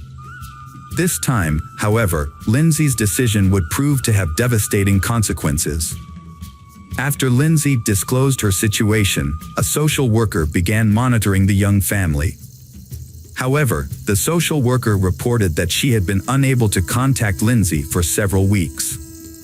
Every time she visited the home, Lindsay's husband, Mitchell, would answer the door, and he was also the first to answer any phone calls. Despite the social worker's repeated requests to speak directly with Lindsay, Mitchell would make excuses and prevent her from doing so. The social worker would leave her contact information, but Lindsay never returned her calls. The social worker became concerned for Lindsay's safety and requested a welfare check. When law enforcement responded to the report and visited the address, they too were unable to speak with Lindsay. Mitchell claimed that he had not seen his wife at home for a long time, but he did not consider her missing. Mitchell said that Lindsay participated in a party with a friend on Christmas Eve, returning home early in the morning somewhat intoxicated. This led to an argument with Mitchell. Following the argument, Lindsay packed her belongings and left without saying goodbye to the children. Mitchell claimed Lindsay had left him for another man and no longer wanted to have any contact with him. Mitchell's subsequent media appearances sparked widespread attention. He presented himself as a worried and abandoned husband, pleading for Lindsay to return. However, during these interviews, he also shared intimate details about their marriage, occasionally speaking negatively about his wife. Mitchell believes that Lindsay's actions stemmed from a desire for a lavish lifestyle. He said to have seen her driving an expensive car, which he thought was proof that she had left their children for a wealthy man. Despite her public image, Mitchell was enjoying the freedom of a single life. The search for Lindsay began with conversations with her relatives. During these conversations, it was learned that she was last seen by her family on December 11th. At that time, she appeared to be in high spirits and looking well, with her behavior being normal. During their investigation, detectives were surprised that no one had expressed concern about the young wife's whereabouts for 2 months. However, they soon discovered a plausible explanation. Mitchell had a history of limiting his wife's interactions with others, even close relatives. In the past, her family had difficulty staying in touch with her due to Mitchell's controlling behavior, which made it more believable that Lindsay had intentionally kept a low profile for an extended period. The news of Lindsay's disappearance alarmed everyone, despite the initial assumption that she was not the type to be concerned about. She was known for her modest lifestyle and never drank. Additionally, her husband had restricted her from having any contact with the outside world, including friends and acquaintances. Several inconsistencies in Mitchell's statement to the police raised suspicions about his character.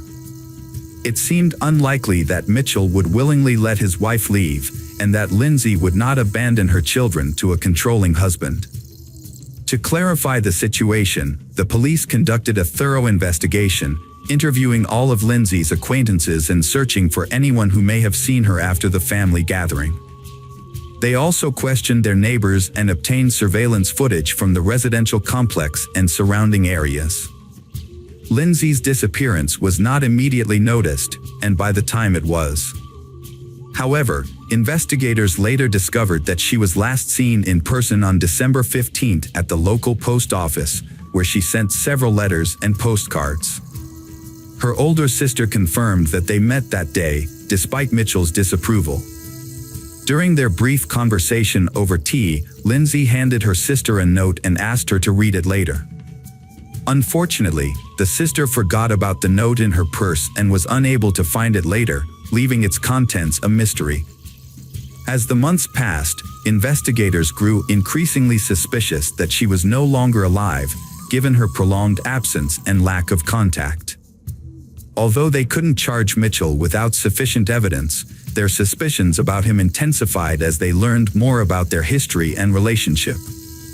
Lindsay's parents and detectives suspected Mitchell was involved in her disappearance, but lacked concrete evidence. Searches at their home and nearby turned up nothing. In a televised interview, Mitchell denied any wrongdoing, even claiming Lindsay's family would eventually apologize for suspecting him. Just before the holidays, Mitchell sent a postcard in hair dye to the lead investigator. The postcard's sarcastic message mocked the detective, implying he needed confidence and to cover his gray hair. This gesture showcased Mitchell's arrogance, despite portraying himself as a victim in the media. The investigation team held an interview to clarify some aspects of the case, but they didn't reveal all the details. They suggested that Mitchell Key, a well-known family man, was not what he seemed to be. In 2000, Mitchell Key found himself at the center of a scandal when it was discovered that he had been forging his wife's signature to claim social benefits. Although this revelation indirectly supported the theory that he was involved in Lindsay's disappearance, the investigators had trouble making progress due to Mitchell's popularity. Many people defended him, arguing that as a single father, he needed financial assistance. Despite this, the detectives were able to charge him with fraud. Mitchell was found guilty and sentenced to a month of community service. Mitchell's situation took a turn for the worse. The forged signature of his missing wife raised more than a few eyebrows, and the public's outrage grew. As the criticism mounted, Mitchell's composure began to fray, and he lashed out at the media for invading his personal life.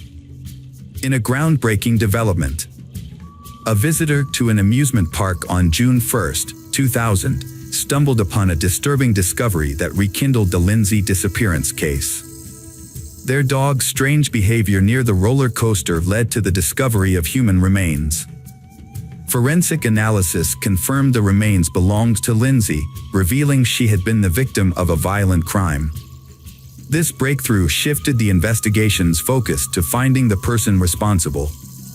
On June 7, Mitchell was questioned by detectives for over 36 hours, during which time he eventually cracked under the pressure and confessed to murdering and dismembering his wife. According to his testimony, Lindsay had asked for a divorce on December 15, 1998, after meeting with her sister. This request enraged Mitchell, causing him to attack and strangle her in front of their children. He then hid her body in their bedroom, taking steps to conceal the smell. Realizing he needed help to dispose of the body, Mitchell turned to his brother Elliot, a butcher, for assistance.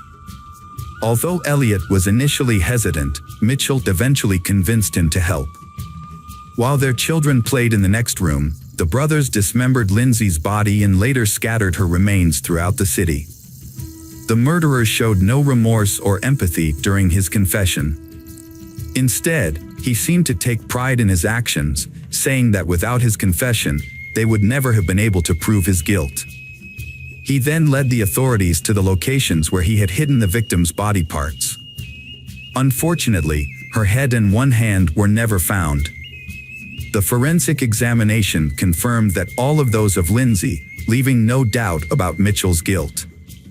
The trial of the Mitchell brothers took place in January 2001 and was a relatively straightforward process.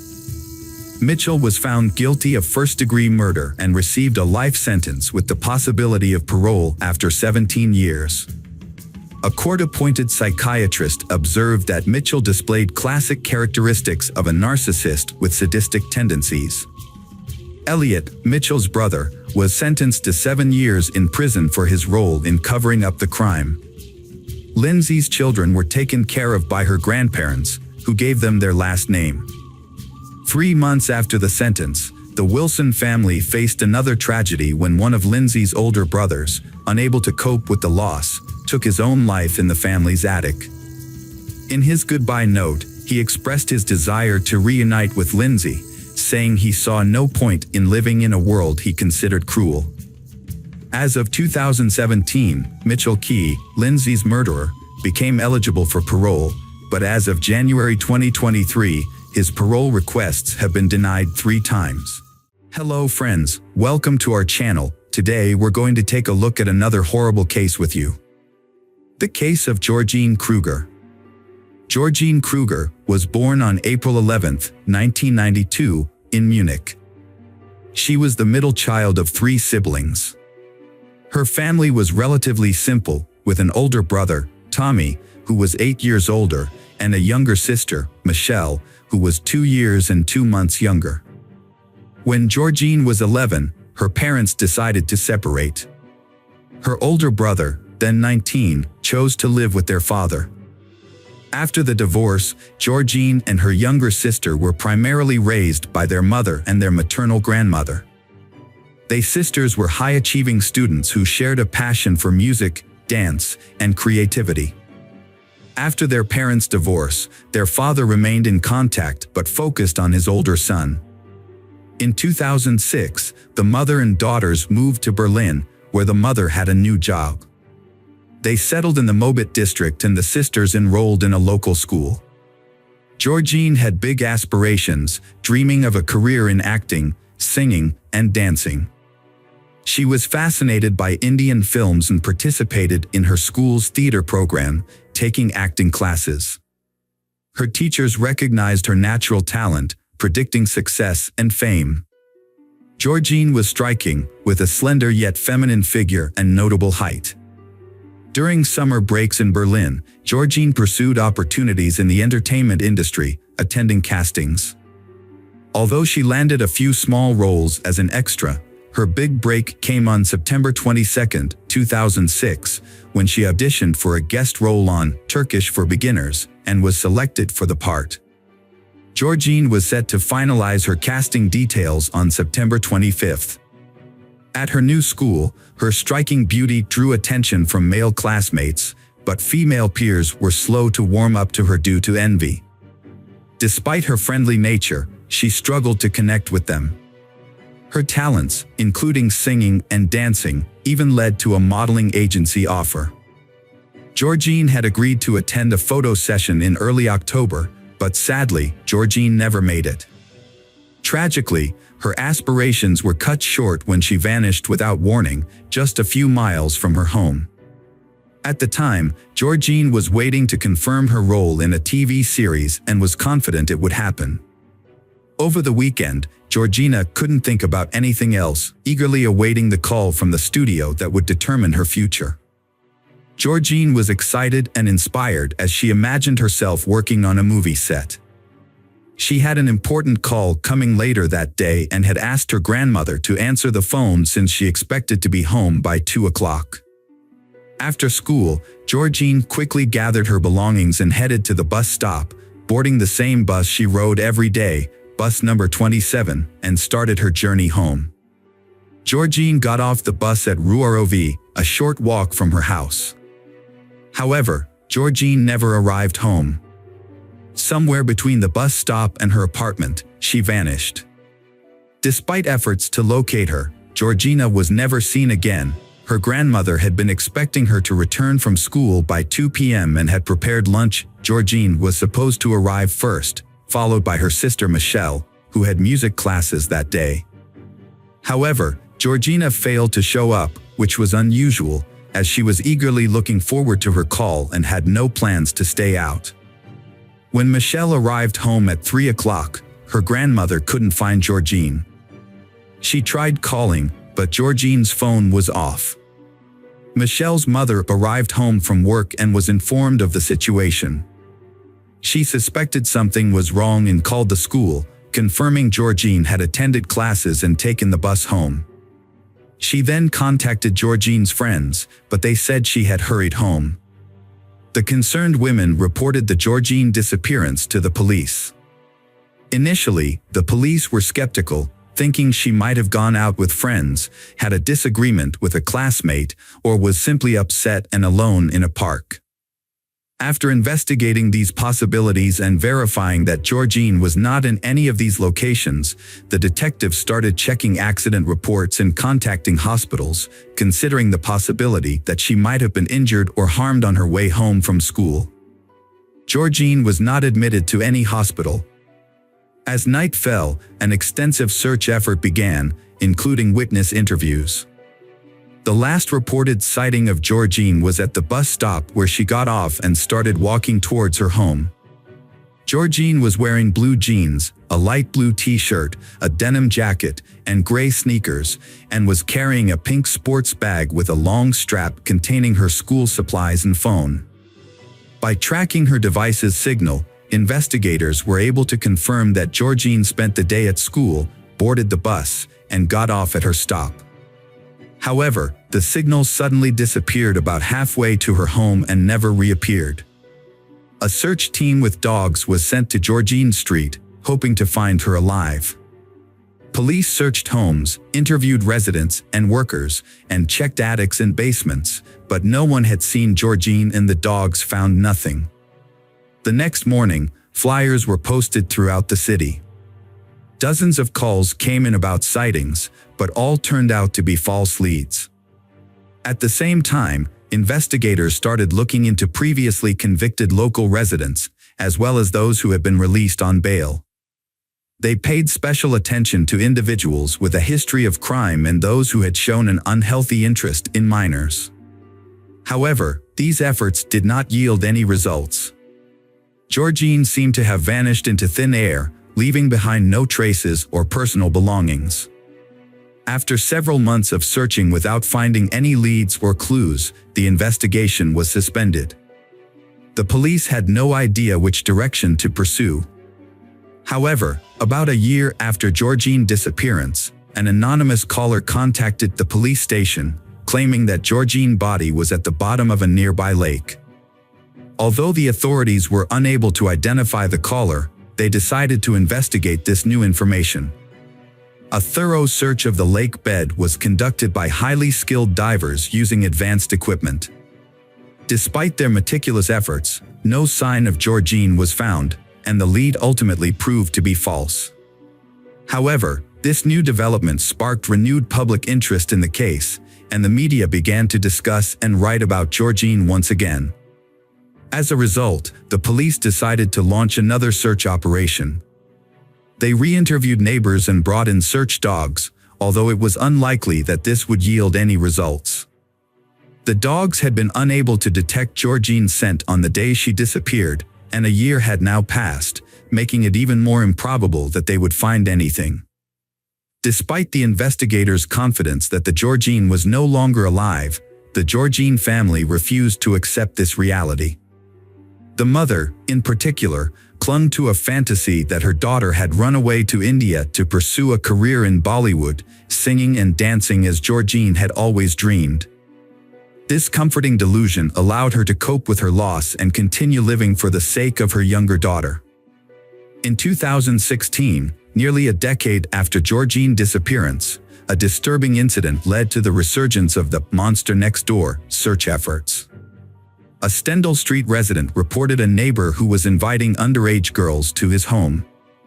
This neighbor, Ali K., a 35-year-old Turkish immigrant, initially appeared to be a respectable family man, married with 3 children. However, further investigation revealed a far more sinister reality. Upon closer examination, police discovered that Ali had been under investigation 4 years earlier for a similar offense. He had lured a local schoolgirl to his basement apartment with the promise of selling her a trendy smartphone at a low price. There, he struck her on the head, coerced her into an intimate act, and then forced her to remain silent. He even provided her with a paper napkin to wipe away her tears and helped her clean up before allowing her to leave. Although she had promised to remain silent to escape her attacker, she immediately confided in her parents about the incident as soon as she was safe. Together, they reported the incident to the police, revealing Ali's violent actions. The schoolgirl described his basement storage room, which resembled a chaotic space. The man, Ali, was arrested on the same day, but he strongly denied any wrongdoing and provided his own account of events.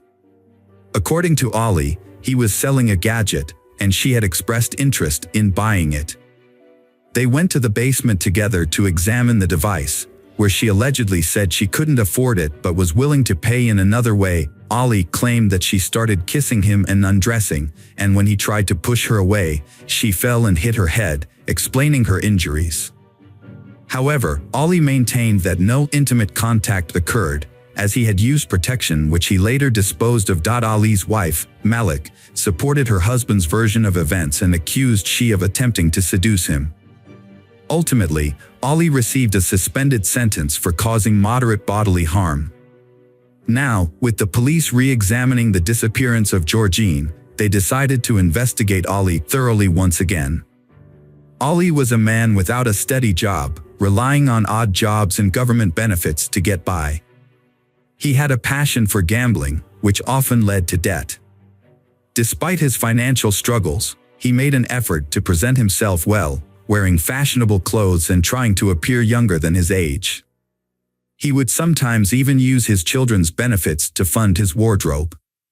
Ali was a regular at the Turkish coffee shop in his building, where he would meet new people and often receive free food and drinks. However, there was a peculiar aspect to his personality. He had a strong attraction to teenage girls.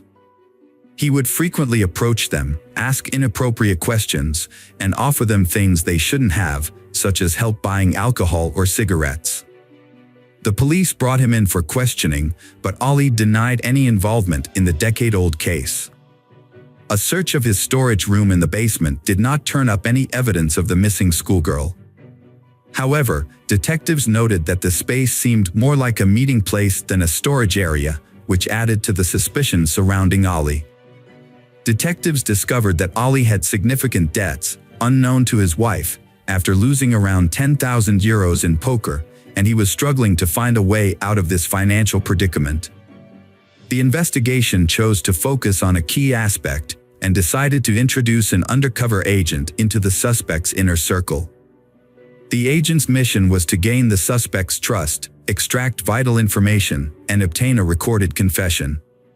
To achieve this, everything had to be done gradually and with caution, to avoid arousing the suspect's suspicion and to make him feel secure. A special agent, codenamed Hakan, was carefully prepared for this task. He posed as a successful businessman who had recently relocated to the Mobit area to open a car service station. Hakan had visited the cafe in Ali's building a couple of times before, where he would openly discuss business plans with a partner.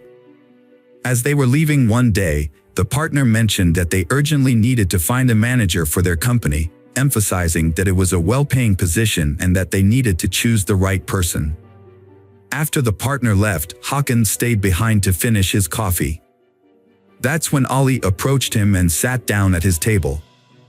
Ali took the opportunity to offer himself for the manager position, and they started talking. The conversation quickly turned into a casual chat, and the man thought Ali might be a good fit for the role. He mentioned the salary, and Ali's eyes widened at the figure. Ali started imagining all the things he could do with that kind of money, like paying off his debts and buying the sports car he had always dreamed of owning. Hakan and Ali exchanged phone numbers and began communicating regularly, quickly developing a friendship. Hakan even started taking Ali on business trips to other cities, aiming to build trust with him. One day, while out for drinks with a friend, Hakan revealed that he wanted to get rid of his blackmailing girlfriend once and for all, and he was willing to pay 100,000 euros to someone who could take care of the problem. His friend Ali expressed interest in the task, but they agreed to discuss the details when they were both sober, in a private setting. Hakan confessed to wanting to eliminate his girlfriend, calling her a nuisance, during a private conversation in a parked car. Ali doubted Hakan's ability to harm someone, so he claimed to have taken a life with his bare hands over 11 years ago. Ali became infatuated with a young girl who moved onto his street in 2006. He would often greet her and offer compliments. One day, he lured a neighbor girl to his basement, locked the door, and attempted to kiss her. When she resisted, he struck her, knocking her unconscious, and took advantage of her. Fearing she would report him, Ali grabbed her throat, applying pressure until she lost consciousness. The trial concluded 2 years later. Despite limited evidence, the detailed confession convinced the jury of his guilt. Ali K. was sentenced to life imprisonment in March 2020, nearly 14 years after Georgine's disappearance. Hello friends, welcome to our channel. Today we're going to take a look at another horrible case with you. The case of Maria Alejandra Lafuente Casco. Maria Alejandra Lafuente Casco, a stunning brunette with bright brown eyes and thick black eyelashes, lived in Mexico City. Alejandra took great pride in her appearance, considering herself the epitome of female beauty. Alejandra's success wasn't limited to her physical appearance. Her father, Dr. Alberto Dente, was a renowned psychiatrist with a doctorate in sciences. Following in his footsteps, Alejandra had built a successful career of her own. Alejandra's father was a renowned scientist specializing in psychiatric disorders. She idolized him and aspired to follow in his footsteps, enrolling in the top psychiatry university and graduating with honors, thanks to her hard work and his connections. After completing her studies, Alejandra shifted her focus from psychiatry to psychotherapy. With her father's financial support, she obtained a license and set up her own practice in a prestigious business center in the capital. Alejandra's first marriage, to her ex-husband, ended in divorce, but she has 2 beautiful daughters who have inherited their father's eyes and sense of humor. Despite this failure, Alejandra still hopes and continues to dream of finding a partner who can be a good father to her daughters. After the divorce, her ex-husband would visit the children regularly on weekends, helping with housework and spending time with them.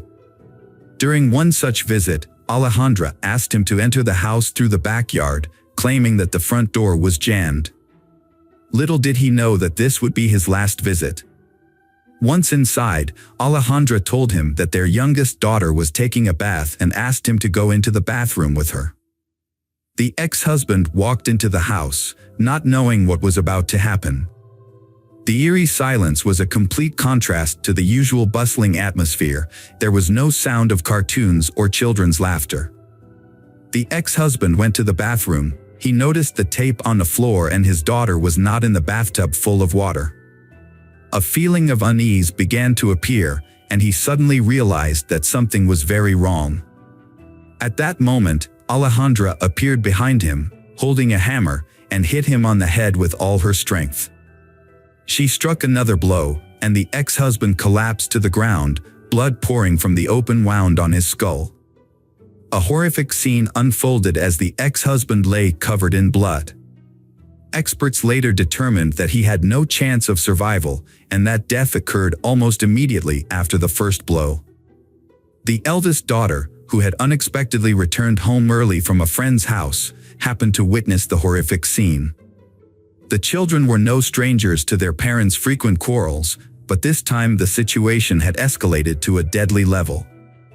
The daughter, shocked and distressed, ran away from home and called for help. A neighbor responded quickly and called the police. Authorities arrived promptly and arrested Alejandra, charging her with murder. After her arrest, Alejandra was held in a cell for a month until her first trial. Throughout the proceedings, Alejandra maintained her innocence. Her lawyers argued that she had acted in self-defense, citing her ex-husband's history of intense jealousy. According to the defense, her ex-husband fabricated statements that Alejandra had brought men into the house, which allegedly affected the mental health of their daughters. On the day of the incident, Alejandra's ex-husband unexpectedly showed up at her home, entering through the back door in an attempt to catch her with another man. When he found Alejandra alone in the bathroom, he attacked her. In self-defense, Alejandra struck her ex-husband twice in the back of the head. After considering the evidence and taking into account the presence of Alejandra's 2 young daughters, the court delivered its verdict on June 14, 2012. Alejandra was sentenced to 1 year and 4 months in prison. However, thanks to her lawyer's efforts and financial support from her father, her prison sentence was suspended and she was released. A few months later, the appeal was refiled, this time with a request to dismiss the charges. The defense argued that she had acted in self-defense. Human rights activists advocated for a jury trial, sympathizing with she who was portrayed as a victim of domestic violence. The court reviewed the case and ultimately acquitted her. After her release, she resumed providing psychological counseling. Alejandra successfully created a public image of a victim of gender inequality who fought for her rights and emerged victorious. This image boosted her popularity among potential clients. Around this time, she met Alan Carrera Cuellar, a prominent Mexican businessman, the son of Adrian Carrera Francis, a former head of special services for the Central District who had enjoyed a distinguished career. Alan was a tall, handsome, and statuesque man. Alan soon expanded his business and opened a chain of construction stores across the country. However, his success came with a hidden cost. Part of his business was connected to organized crime, and this fact was kept hidden from most people. Unfortunately for his family, his involvement in financial fraud eventually came to light, resulting in his father losing his job. As it turned out, Alan had a significant stake in a criminal organization that smuggled psychotropic substances into the United States. The group operated from a base in a border town, where they were protected by corrupt police officers. This organization controlled a portion of the South's psychotropic substance trafficking. Alan's father was eventually linked to his son's crimes and was forced to cooperate with the authorities, giving a statement that incriminated him. He was initially sentenced to 20 years in prison but was unexpectedly released from prison on July 18, 2000, after being enrolled in a witness protection program. Alan was always surrounded by women, but he had been in love with a classmate since childhood, whom he eventually married. The marriage was brief but happy, and they had a beautiful daughter. However, Alan's frequent absence from home due to work led to their divorce. He found it extremely difficult to part with she he had loved since high school. Subsequent relationships brought him no joy, and the loneliness and sadness led him to gradually develop a drinking problem. Alan struggled with chronic depression and developed an alcohol addiction, which led to a destructive habit. To overcome this, he tried various methods, including reading books, attending Alcoholics Anonymous meetings, and seeking professional help. He eventually found Dr. Alberto, a renowned psychiatrist. Unknown to Alan, his therapist, Dr. Alberto, was also preparing his ex-wife for psychotherapy. However, Dr. Alberto informed his ex-wife that he could not treat her for ethical reasons, since he was already treating Alan psychologically. Instead, he referred her to another psychiatrist, Maria Alejandra. Alberto did not disclose his personal relationship with Maria Alejandra to his ex-wife because this could create a conflict of interest in the therapeutic relationship. Alejandra soon discovered that Alan could be the perfect match for her.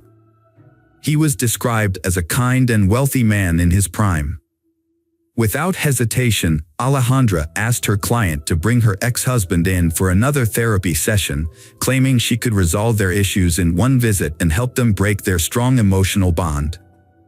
As soon as the session began, Alejandra and Alan started working on a plan to seduce each other.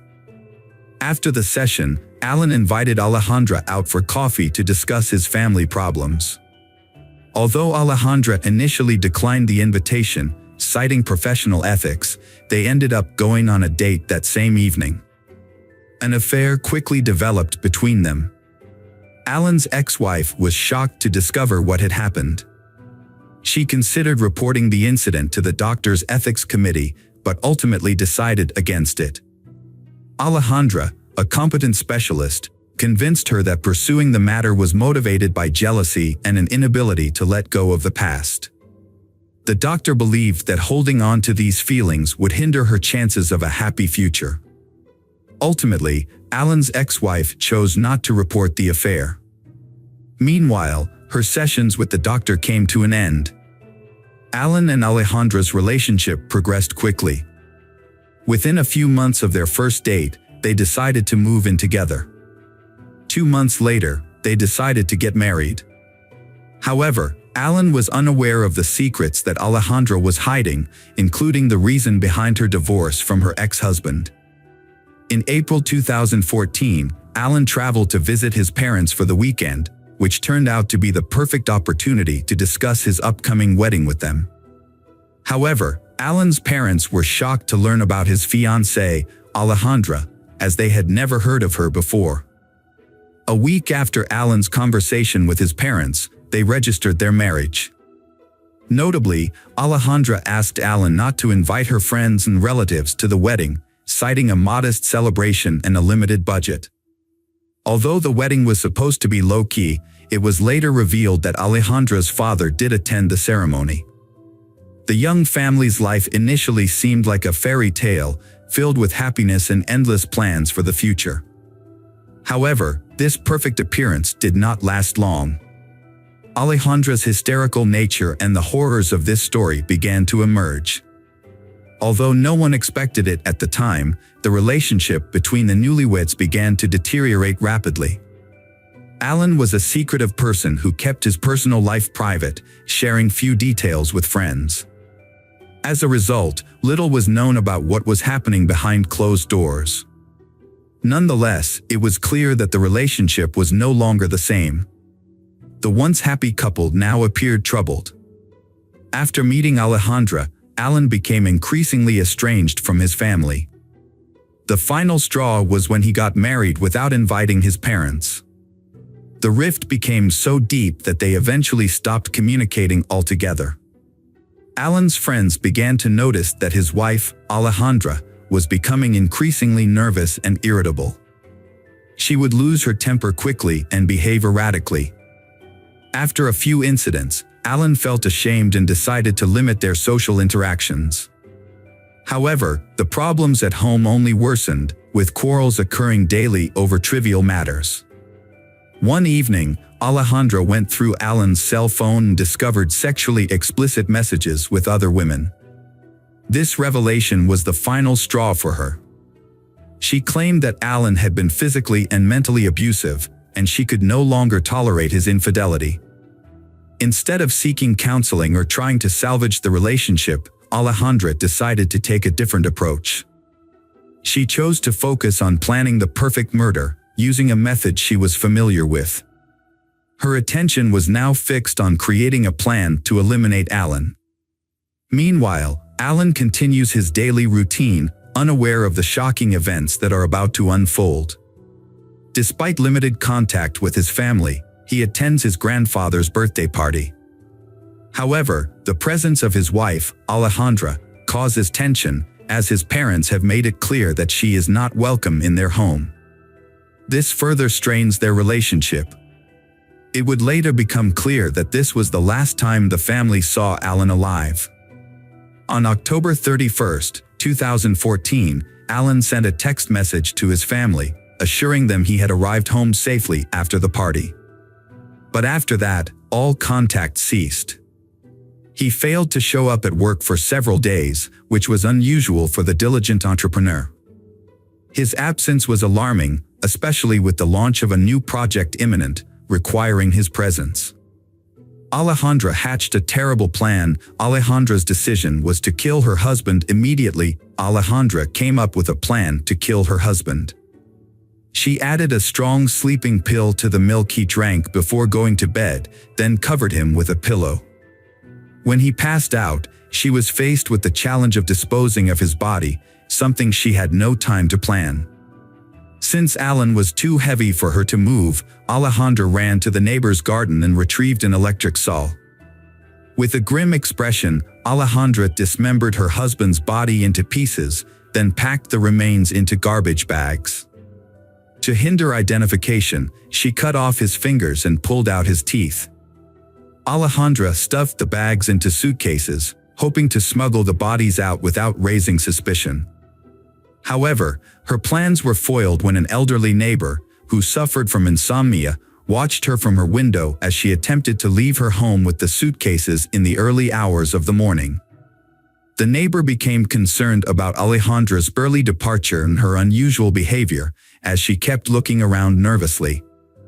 Little did the neighbor know, Alejandra had scattered the bags containing her ex-husband's remains in various neighborhoods to cover her tracks. Alejandra then returned home, further raising the neighbor's suspicions. As the day began, Alejandra continued her normal routine, hiding her dark secret. Alejandra's father attempted to use his connections and bribes to prevent his daughter's imprisonment, but he was unsuccessful. However, Alberto did manage to keep the trial private to avoid drawing more attention to the case. His motivations were largely self-serving, as Alberto was concerned about the impact the trial would have on his own career. As a specialist, Alberto feared that his reputation would be tarnished by his inability to diagnose and address his own daughter's problems. The trial also brought up the case of Alejandra's first husband's death, but as time passed, the evidence was no longer available. There was also suspicion that Alejandra's father was involved in her crimes. However, these claims were never proven. After multiple appeals from the victims' families, Alejandra's sentence was commuted to death, a rare and unprecedented outcome in Mexico. This sentence is particularly unusual in that it does not allow for a review of the case. As part of the sentence, Alejandra's property will be transferred to the victim's family, although this can provide little comfort in the face of their loss. Hello friends, welcome to our channel. Today we're going to take a look at another horrible case with you. The case of Tina Watson. Tina Watson, 26, was hesitant to share her engagement news with her parents. This was her third attempt at marriage, after her previous relationships with Scott McCulloch and Stan Marks ended. She met Gabe Watson at a Christmas Eve party and they developed a relationship after both had gone through breakups. 2 years later, Gabe proposed to Tina, who agreed to marry him if her parents gave their blessing. To win them over, Gabe planned a romantic dinner on Valentine's Day, but rescheduled for February 15th when Tina's father was available. During the dinner, Gabe made a bold announcement that he planned to spend the rest of his life with Tina. Her father then asked the seemingly straightforward question, "Gabe, do you love Tina?" However, Gabe was caught off guard and stuttered, failing to provide a clear answer. Her father wrote off Gabe's awkwardness as mere nervousness in front of strangers. The father then turned to Tina and asked the same question, but she sidestepped it. Instead, she expressed her fear of being alone at the age of 26. After a moment of contemplation, her father gave the young couple his blessing. As the wedding preparations were underway, Gabe and Tina clearly had different ideas. While Tina was busy thinking about the wedding dress, the guest list, and the entire ceremony, Gabe was focused on planning their honeymoon. He did not consider Tina's preferences for their vacation, as he had already made up his mind. Gabe had decided that they would go to the Great Barrier Reef in Australia and go scuba diving, without consulting Tina about it. Gabe and Tina had planned to explore the sunken ship, the Townsville Titanic, which sank in 1911. However, Tina was not a skilled diver, unlike Gabe, who was an experienced scuba diver with over 50 dives under his belt. He was even completing a rescue diving course. Gabe had occasionally taken Tina scuba diving in a pool, but only in calm waters and under the supervision of lifeguards. Gabe made the decision to have Tina learn to scuba dive before the honeymoon or at home. He was serious about it, and Tina felt she had no choice but to comply. Gabe even went so far as to borrow money to buy Tina her own scuba gear and pay for lessons. However, Tina's first instructor was not impressed with her skills and warned Gabe that she was not fit for open ocean diving. Gabe angrily interrupted the dive instructor, accusing him of not explaining the lesson clearly. As a result, the second instructor promptly refunded Tina for the unfinished class, and on October 11th, Tina and Gabe were married and flew to Australia just 2 days later for a lavish honeymoon paid for with a $10,000 wedding gift. Gabe's honeymoon with Tina included spending time in Sydney, where they walked around the city, visited the aquarium, and the zoo. At first, Tina was excited, but as their trip to the Great Barrier Reef approached, she became increasingly saddened. On October 21st, they flew to Townsville and in the evening boarded a boat to the Great Barrier Reef, a dream destination for many divers. According to employees at the diving company, they didn't appear to be experienced divers. Even Gabe, who had completed diving courses and had some experience, seemed unsure of how to use the equipment, as if he had never seen it before. Despite this, Gabe assisted Tina in passing her pre-dive exam, a test that is usually administered individually. Additionally, when the instructor offered to help Tina underwater, she declined the offer. The dive log noted the presence of a strong current on that day, a crucial detail that should not be overlooked. Upon arrival, Gabe assisted his wife in organizing their equipment, which they had purchased in the US, and prepared to rent scuba tanks. Gabe chose an 11-liter tank for himself, while his wife used an 8.5-liter tank, which was unusually small for the location and potentially hazardous given her limited diving experience. Their initial attempt to dive to the Townsville Titanic was unsuccessful. Tina required a weight belt to descend, and Gabe initially struggled to operate the underwater computer, which monitors the safe rate of descent and ascent, as well as the oxygen levels in the cylinders. After returning to the boat to regroup, Gabe was able to use the computer, and they made a second attempt. The wreck lay at a depth of 49 feet, and Tina made the first descent, with Gabe following close behind. At first, everything was fine, but then Tina suddenly stopped, waved at me, and signaled she wanted to ascend. I recognized this as a panic response, which she had shown before.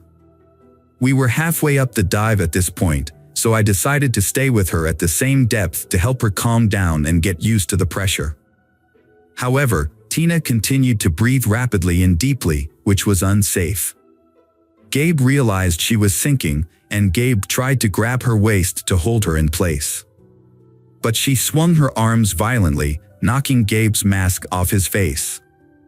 While Gabe was putting his mask back on, Tina quickly moved away from Gabe. Gabe tried to swim after her, but he couldn't catch up. Gabe then decided to return to the surface to get help from the lifeguards. On his way to the surface, Gabe encountered another diver who appeared unconcerned and did not respond to Gabe's distress signals. There were 2 Asian divers with Gabe at the time, but neither confirmed Gabe's claim that he had attempted to help his wife. A subsequent police investigation, including analysis of underwater computer data, revealed that Gabe had initially attempted to swim to his struggling wife, but quickly abandoned the attempt, despite the relative lack of urgency to surface. Gabe followed standard procedure, ascending gradually and pausing at predetermined depth levels. However, the other divers later stated to the police that, in their opinion, Gabe had the opportunity to save his wife but chose not to do so. Furthermore, This incident occurred at the beginning of the dive, so Gabe had sufficient oxygen in his tanks to have potentially reached the ocean floor and returned to the surface without compromising his own safety. The rescuers quickly sprang into action after locating Tina, but unfortunately, it was too late. Tina found lying on her back at 82 feet, Tina received 40 minutes of artificial respiration on the yacht's deck, but these efforts were unsuccessful. Gabe kept his distance from his wife during the incident, standing off to the side and sniffing his nose, according to witnesses. However, other passengers reported that he was friendly and even played cards with them on the way to the shore. Gabe denied this in court. The autopsy results for Tina were not entirely clear-cut.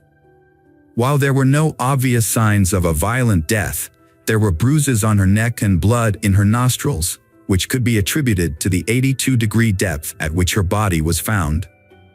There was no alcohol in her system, but high levels of ibuprofen and paracetamol were detected, which are commonly used to treat seasickness. A small amount of fluid was also found in her lungs.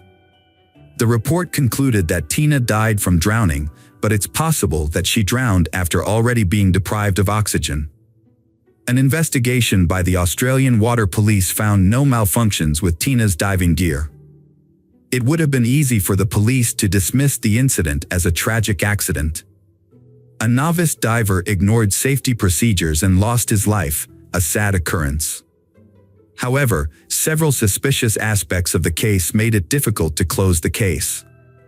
The autopsy results were inconclusive, and the dive team reported that the deceased's husband, Gabe, had been behaving strangely, inconsistent with the usual grief response of a husband who had just lost his wife. These conflicts dragged on as the investigation progressed, and Gabe realized that the detectives were watching him very closely. Furthermore, Tina's parents were unwilling to accept that the incident was an accident and wanted to see their son-in-law held accountable for failing to help her. During the initial interview, police observed Gabe in a state of shock, exhibiting erratic behavior, including crying, laughing, and jerking around. Gabe repeatedly asked to call his father, complaining of an earache and begging him to inform Tina's parents of this. Gabe was released late at night and went to the company's yacht to request a place to stay for the night. He explained that the trip was supposed to last 2 days, but due to his wife's death, they had only been there for 24 hours. He also asked for a refund of half the cost of the dive, as he never got to see the sunken ship. On October 24th, Gabe's mother flew to Townsville to support her son and help him find a lawyer. At Gabe's request, they visited the morgue to see his wife one last time. However, because Gabe was still considered a suspect, the morgue employee alerted the detective in charge of the case, who was recording the scene without Gabe's knowledge. Gabe was overcome with grief, crying and holding his wife's hand, and apologizing for not being able to protect her. Gabe's personality was a subject of conflicting opinions. Some people described him as a kind and humorous man, while others saw him as tyrannical. However, everyone agreed that Gabe and Tina's relationship was unhappy.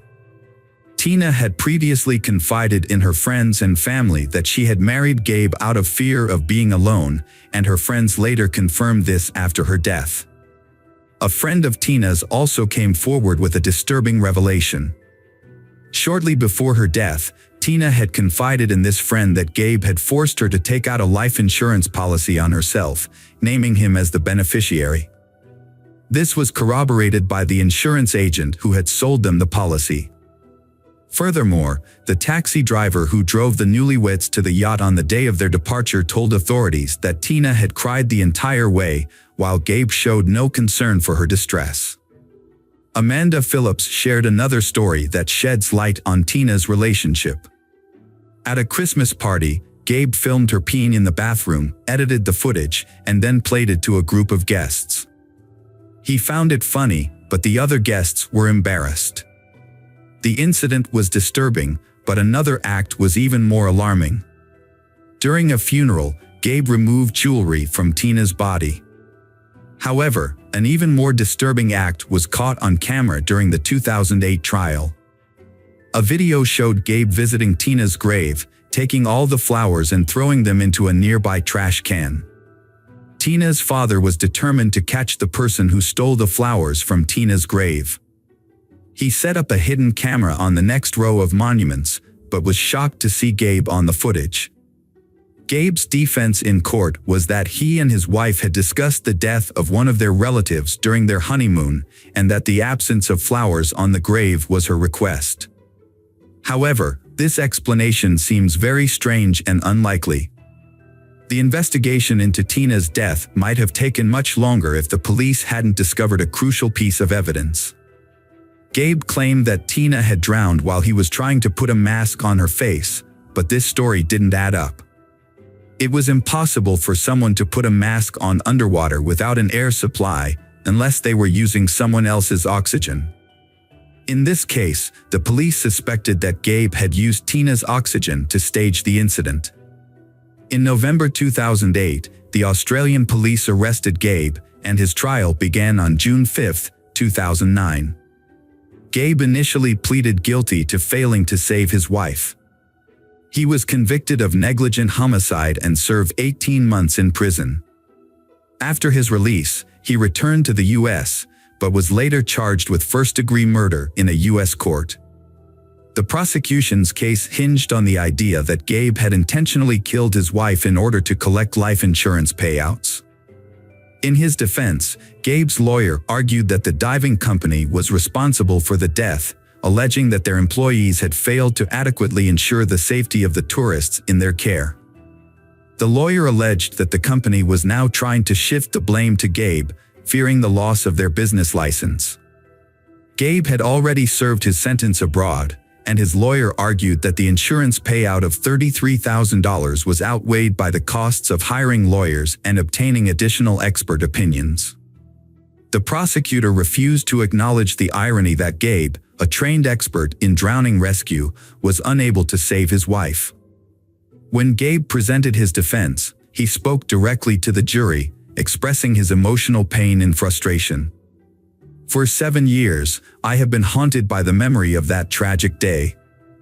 The public has vilified me, accusing me of being responsible for my wife's death, labeling me a murderer. Not a single person has looked me in the eye and offered any compassion or understanding. Instead, many people want me to suffer, and I can only sympathize with my late wife's parents, who will understandably never forgive me, no matter how hard I try to make amends.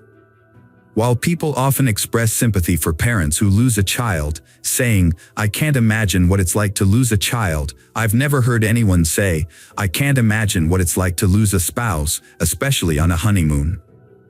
I've been criticized for not doing enough to save my wife, Tina. I've already paid the price for that, and I've lived with the guilt for 7 years. Some of you might think I should have died with her, but I was afraid of death and wanted to survive. I wanted to live then, and I still want to live now. Regarding Gabe's case, the court found him not guilty due to lack of evidence. Hello friends, welcome to our channel. Today we're going to take a look at another horrible case with you. The case of Michael Van Eck. Michael Van Eck was born on August 14, 1987, in a city that was once a hub for gold miners. He was the only son among 4 sisters, Natasha, Michelle, Bianca, and Friana, and grew up in a close-knit family. His parents were caring and provided a comfortable life for their children. Michael's father worked hard to establish his own business, while his mother created a nurturing environment at home that encouraged the growth and development of her children. Michael was a sociable and kind person who excelled in school and sports, earning a black belt in karate that gave him confidence. After completing his education, Michael trained as an electrician, a highly sought-after profession that offered good earnings and job prospects. He worked at the Beatrix mine in the small town of Unison, where he was employed at mine number 4. Not content to rest on his laurels, Michael continued his education to become an engineer. In 2011, Michael, then 23 years old, joined a dating site to cope with a recent breakup and expand his social circle. It seemed like a stroke of luck when he came across the profile of a sweet and smiling young woman that caught his eye. During the ongoing conversation, the man discovered that they shared common interests.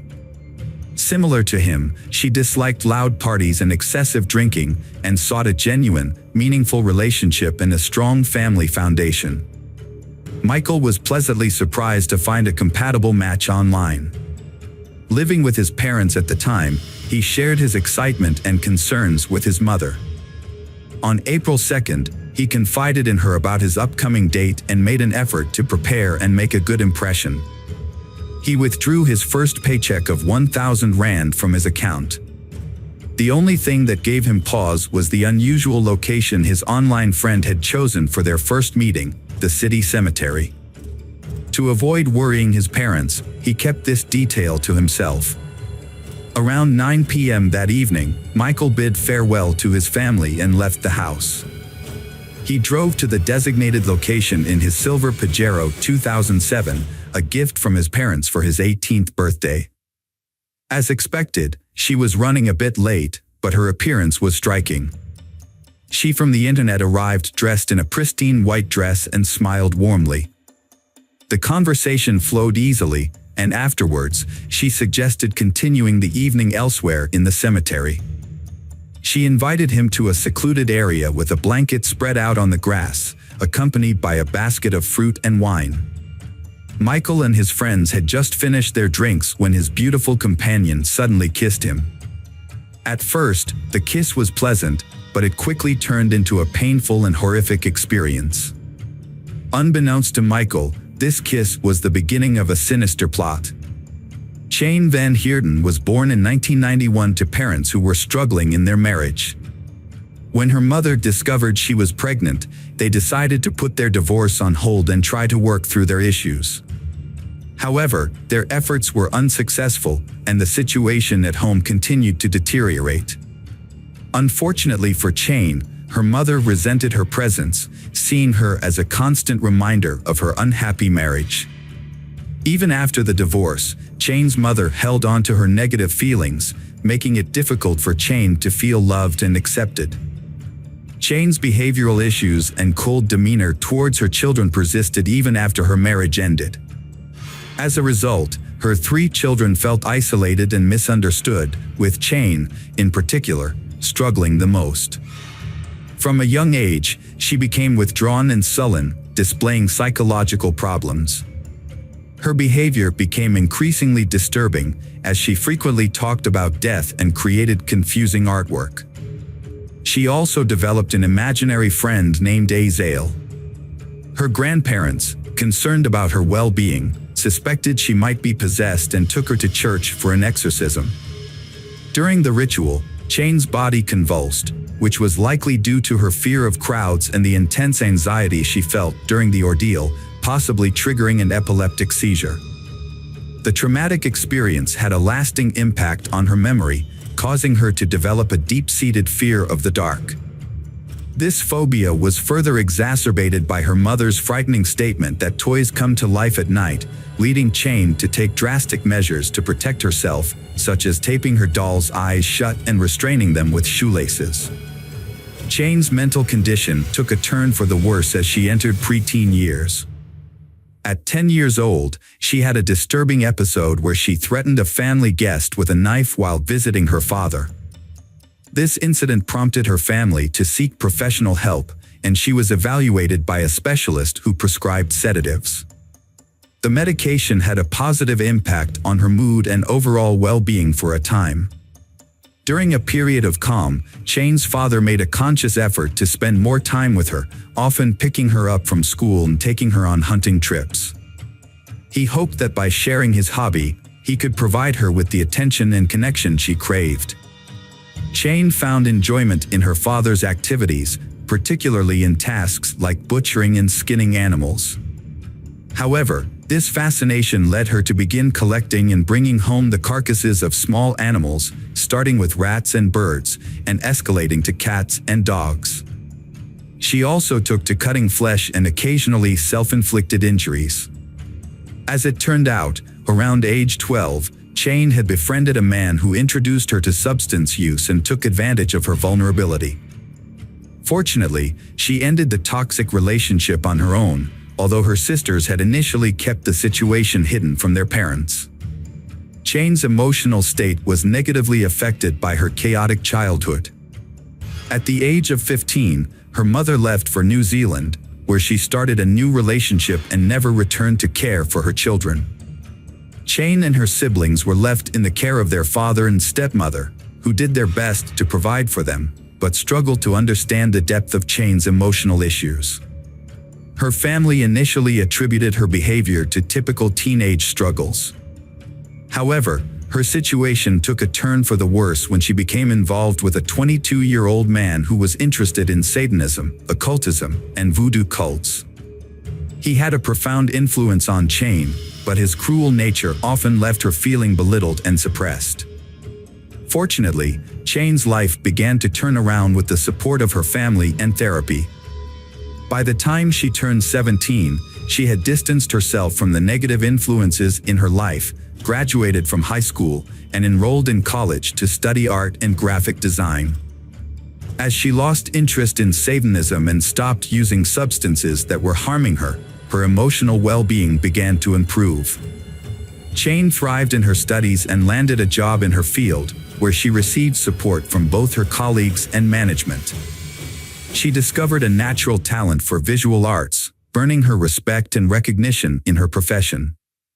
At the same time, she began a romantic relationship with a man named Warren. To those outside her inner circle, Jane's life seemed perfectly ordinary. Her family and close friends avoided discussing her past, hoping that the difficult times were behind her. However, it was unclear what was happening beneath the surface. It's possible that her inner struggles were simply waiting to resurface. Her father, in particular, was overjoyed for Jane, believing she had finally found stability and would soon get married. However, his expectations were not fulfilled. A surprising challenge arose from Warren's friend Roy, a self-proclaimed sensitive person. Although Jane came across as kind and friendly, Roy detected something off-putting and even evil about her. He suspected that Jane might be unfaithful to his friend, so he decided to confront her about it. However, instead of answering his question, Jane became enraged and spat in his face, telling him to stop asking her ridiculous questions.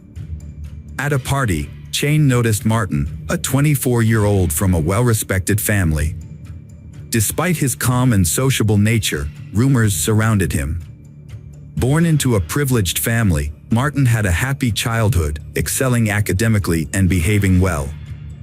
However, at 6, he began experiencing hallucinations, convinced by an entity that he possessed incredible strength.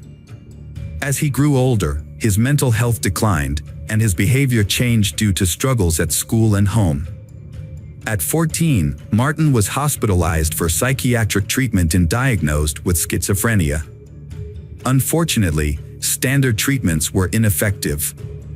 His financially secure family dedicated themselves to finding alternative medications, eventually discovering the necessary drugs to control his condition, except for occasional aggressive outbursts.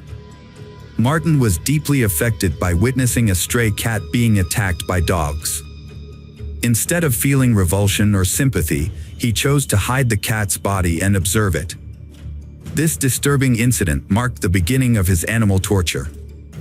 He eventually dropped out of school and started working with his father in the carpentry shop, aspiring to follow in his family's footsteps. As he worked, his condition showed signs of improvement, and he lost the desire to harm animals. Feeling in control, he made the decision to stop taking his medication, despite concerns from those around him. However, this decision ultimately proved to be a grave mistake. Martin's mental state gradually declined, and it was during this time that he met Jane. Their relationship seemed happy and normal to outsiders, and their parents were initially pleased with their union.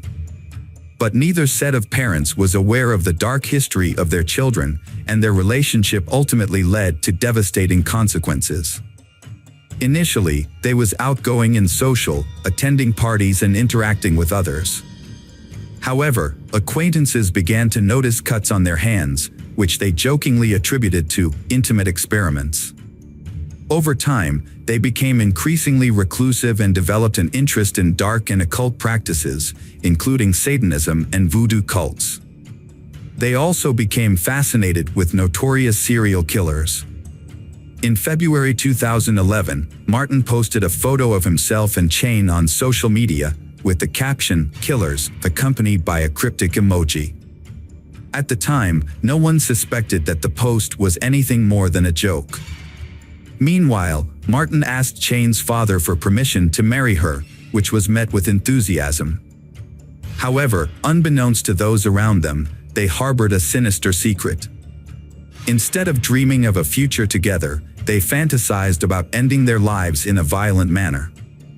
These dark fantasies eventually evolved into a twisted plan to torture and kill homeless individuals. They even practiced their twisted intentions on animals, due to unable to find a suitable human victim to carry out their heinous plan. Shane created a profile on a dating site, which caught the attention of a young man named Michael Van Eck. Shane and her partner, Martin, targeted Michael for their sinister plans. They began flirting with Michael online, and after a few days, Shane suggested they meet in person. Despite the unusual location, Michael agreed to the meeting. Shane and Martin carefully planned the encounter, considering every detail, including their attire and the means to commit a crime. Shane approached the meeting prepared, while Martin hid behind tombstones, waiting for a signal. When Shane kissed Michael, it was the agreed-upon signal for Martin to attack. He struck Michael with a knife from behind, but Michael unexpectedly resisted. Shane intervened, and together they inflicted around 30 knife wounds on Michael. As Michael begged for an end to his suffering, Martin slit his throat, ultimately killing him. The perpetrators then dragged the body onto a blanket and began to carry out their plan. They cut off the victim's legs at the knee and severed his head. The dismembered body parts were placed in bags. The perpetrators attempted to bury the body at the site, but they encountered a problem that they had no shovels. As a result, they were forced to dig a shallow grave using only their hands and knives. After managing to bury the body only halfway, the perpetrators left the scene, taking the severed body parts with them. They used the victim's vehicle to make their getaway, with Martin initially driving, but later handing over control to his accomplice. However, the adrenaline rush from their crime made it difficult for them to focus on the road. Once they arrived home, they stored the bags containing the body parts in the refrigerator, treating them like ordinary groceries. After Martin had somewhat composed himself, he got into the victim's car and drove it to a high-crime neighborhood, hoping that it would be stolen. He left the car unlocked with the keys in the ignition to make it an easy target. A cemetery worker noticed bloody stains and torn clothing in the bushes near the grave. After alerting his supervisor, they called the authorities to report the gruesome find. The police were immediately notified, and an investigation was launched. Meanwhile, Michael Van Eck's parents were frantic with worry. Their son had been unreachable since the previous evening, which was unusual, even if he had stayed overnight with his internet girlfriend. When Michael failed to show up for work, his employer called his parents to ask about his absence. Around the same time, police received a report about an abandoned car with blood stains on the trunk. The vehicle was identified as belonging to Michael Van Eck through a database search. Further investigation revealed that the car had been parked at the cemetery for an extended period. With this new information, police officers visited the Van Eck residence, where they confirmed their suspicions. Michael's mother had been searching for him since the previous day. The officers then asked her to come to the cemetery, where forensic experts and search dogs were working to locate missing body parts. The investigation revealed that the victim's mother identified her son's body through distinctive burn marks he had sustained in childhood. The autopsy confirmed that the victim had suffered multiple knife wounds and showed signs of a struggle. The body had been dismembered after death, which suggested that the perpetrators had some level of expertise in this area. The number and nature of the wounds, as well as the strength required to subdue the victim, indicated that multiple attackers were involved. DNA testing later confirmed the identity of the victim as 23-year-old Michael Van Eck. During the investigation, police seized the victim's cell phone and computer, which revealed that the last person he had communicated with was Shane Van Heerden. According to their messages, she had invited him to meet at the cemetery on the night of his death. Detectives brought Shane in for questioning, and she arrived with her boyfriend, Martin. Both were interviewed separately and eventually confessed to being involved in the victim's murder. Upon learning of the incident, Shane's father rushed to the station, where he was shocked to hear the accusations against his daughter. When he asked her if the allegations were true, Shane calmly confirmed her involvement and stated that she would willingly do it again. She claimed that she had fantasized about committing such a crime ever since she started hunting with her father. This cruel confession shocked not only her father but also everyone present. As the case gained public attention, Shane's boyfriend, Martin, also showed no remorse. Instead, he seemed to enjoy the public scrutiny and posed for cameras. It became clear that neither Shane nor Martin felt any regret for their actions. Investigations revealed that they had planned to take their own lives if caught, but Martin's changed his mind, and Shane followed suit. They wanted to live a life of notoriety, embracing their dark impulses. A search of their apartment revealed a disturbing environment. The walls were adorned with distorted portraits of Shane, depicting her without eyes, mouth, or ears. The rooms also contained ritual items, animal scalps, knives, and other objects of unclear purpose. Police found the deceased young man's belongings, including his glasses and wallet, which Martins later confessed they had taken to prepare their next crime. The most disturbing discovery was made in the refrigerator, where police found Michael's severed head with his mouth sewn shut. It is believed that the perpetrators intended to use his head as a ritualistic bowl. The victim's eyes and ears were found in separate containers. Additionally, the victim's hand and leg were discovered buried near the murderer's home, alongside the remains of various animals. The perpetrator's diary revealed horrific thoughts and plans for future crimes.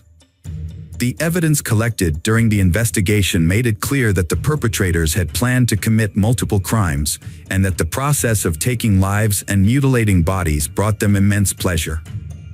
Martin and Shane underwent multiple evaluations to assess their mental competence. The commission confirmed that they were aware of their actions and understood the consequences. In November 2011, Shane's trial took place. Despite this being her first offense, she was treated as a serial offender. She openly expressed her desire to repeat her actions and told the court that she understood she should feel shame or remorse, but couldn't. She could only comprehend the severity of her actions through societal standards and the reactions of others. Psychiatrists diagnosed Shane with psychopathic and antisocial disorders, which made her more dangerous than her boyfriend. However, she was skilled at hiding her true nature. Throughout the sentencing, Shane remained impassive.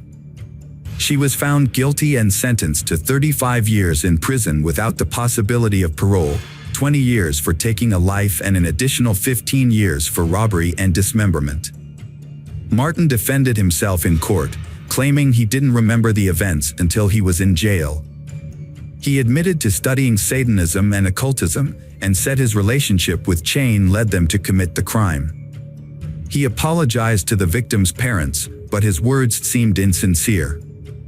He was found guilty and sentenced to 35 years in prison, with a chance for parole after serving half his sentence. Even in prison, Martin expressed his passion for Shane in letters, calling her a dark goddess. However, Shane eventually ended the relationship, feeling they had grown apart. While incarcerated, Shane proved to be a model prisoner, using her time to teach art and theology to her fellow inmates. In contrast, Martin, while also in prison, gained a small group of admirers who were carefully monitored by police to prevent them from copying his crimes. During his imprisonment, Martins focused on personal growth, completing his education through correspondence courses and undergoing therapy. Their stories serve as a warning that ordinary individuals can hide dark secrets. Michael, a kind and compassionate person, was manipulated by two individuals with twisted motivations. This tragic event emphasizes the importance of being cautious about the people we surround ourselves with, as their influence can have a profound and lasting impact on our lives. Hello friends, welcome to our channel. Today we're going to take a look at another horrible case with you. The case of Lily James. Lily was born in the coastal town of Sainsbury, New South Wales, Australia in May 2002. She was the first child of the close-knit James family and was especially loved by her maternal grandmother, Barbara. Growing up, Lily spent much of her time by the ocean with her younger brother Max, where she developed a passion for swimming and an active lifestyle.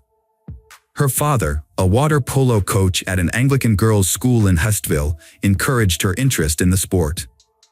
Those who knew Lily remembered her as a friendly and outgoing person who excelled in her studies and was always willing to help those in need.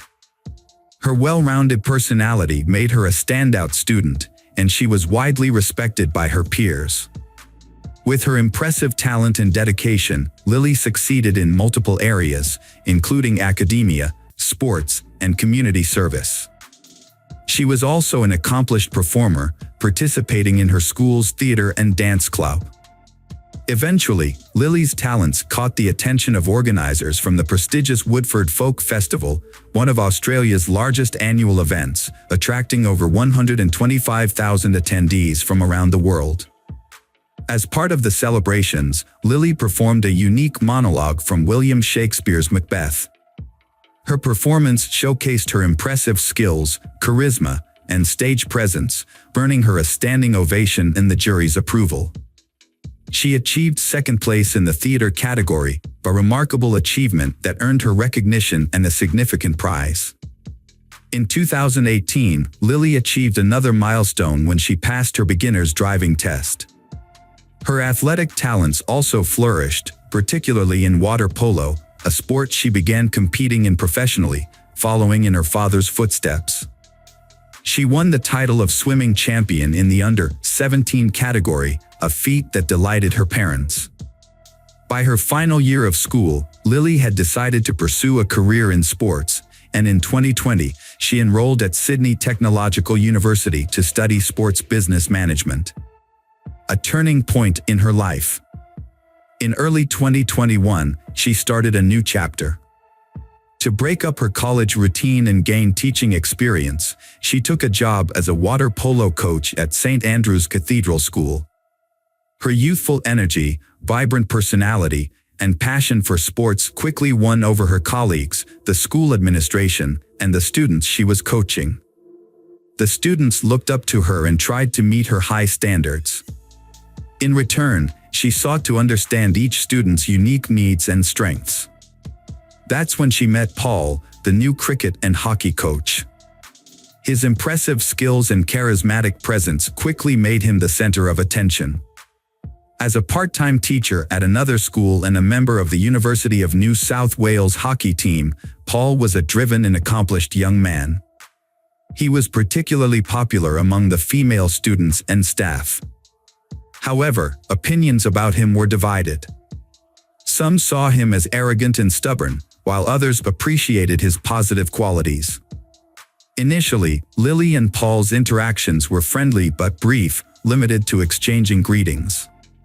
Over time, their relationship evolved into something more. Lily's friends reported that Paul asked her out on a date, and she found it difficult to say no due to his charming smile.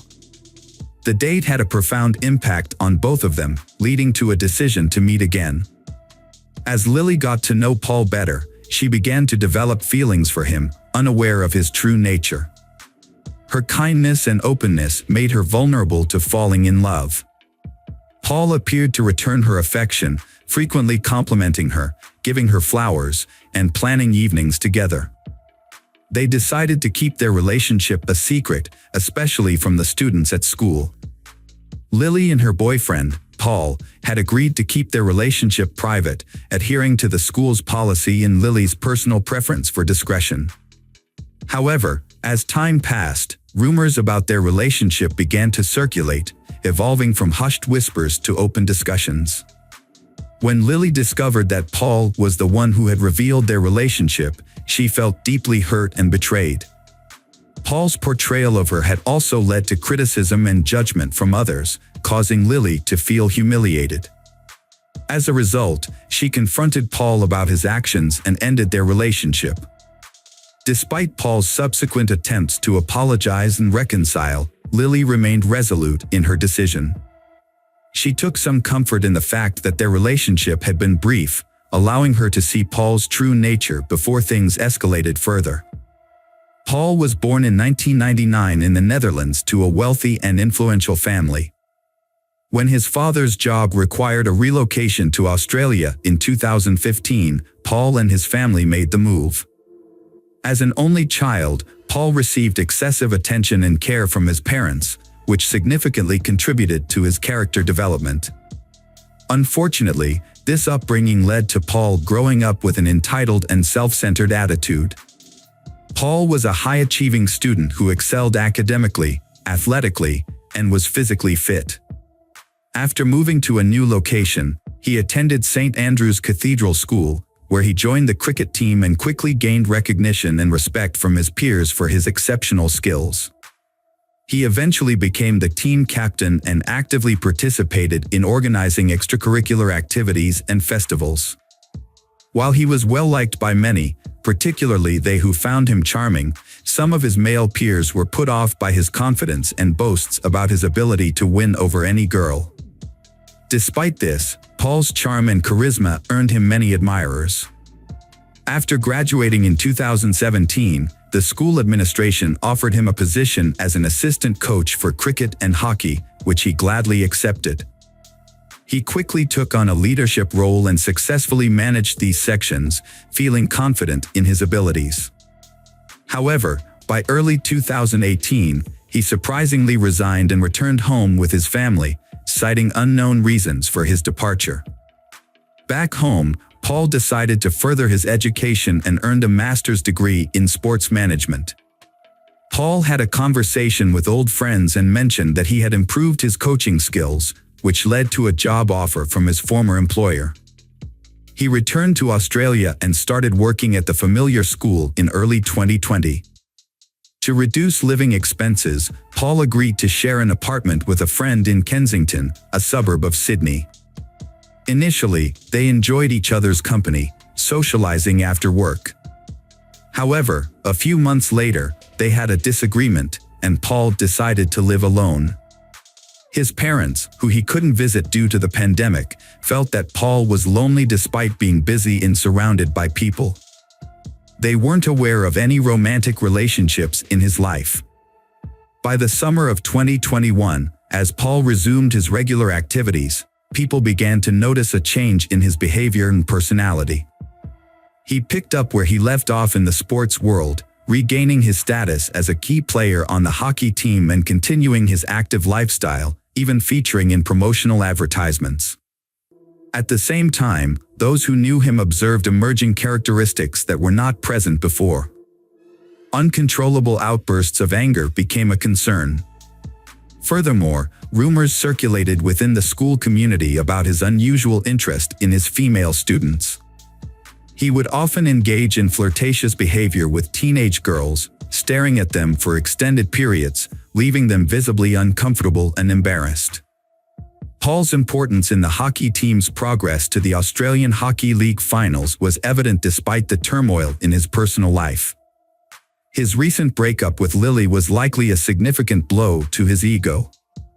Unexpected, on October 26, 2023, at approximately 4:30 a.m., the principal of St. Andrew's Cathedral School in central Sydney sent an email to students and parents announcing the school's closure until the end of the week due to a critical incident. A tragedy occurred at the school, prompting a thorough investigation. On Thursday and Friday, a 24-hour consultation center was established in the school library to support those affected. Forensic teams meticulously searched the school building and surrounding area, gathering evidence. The gym was closed off, and the adjacent shower area was scheduled for demolition due to the disturbing discovery made there. The incident began to unfold when the body of a 20-year-old woman was found in the shower around midnight. She had been seen alive just hours earlier. The water polo coach had entered the shower but never emerged. Surveillance footage revealed that someone had followed her around 8 p.m., but the pursuer left the area alone, heading towards the school exit. A family member was later asked to identify the body due to severe facial damage. The victim was identified as Lily James. As the police delved deeper into the case, surveillance footage played a crucial role, and the prime suspect, a young man, was caught on camera multiple times. Investigations were launched into Paul and Lily's cell phone records, helping police track the suspect's last known location using GPS. They also sought to recover the victim's phone, hoping to uncover evidence through text messages that could shed light on the events leading up to the crime.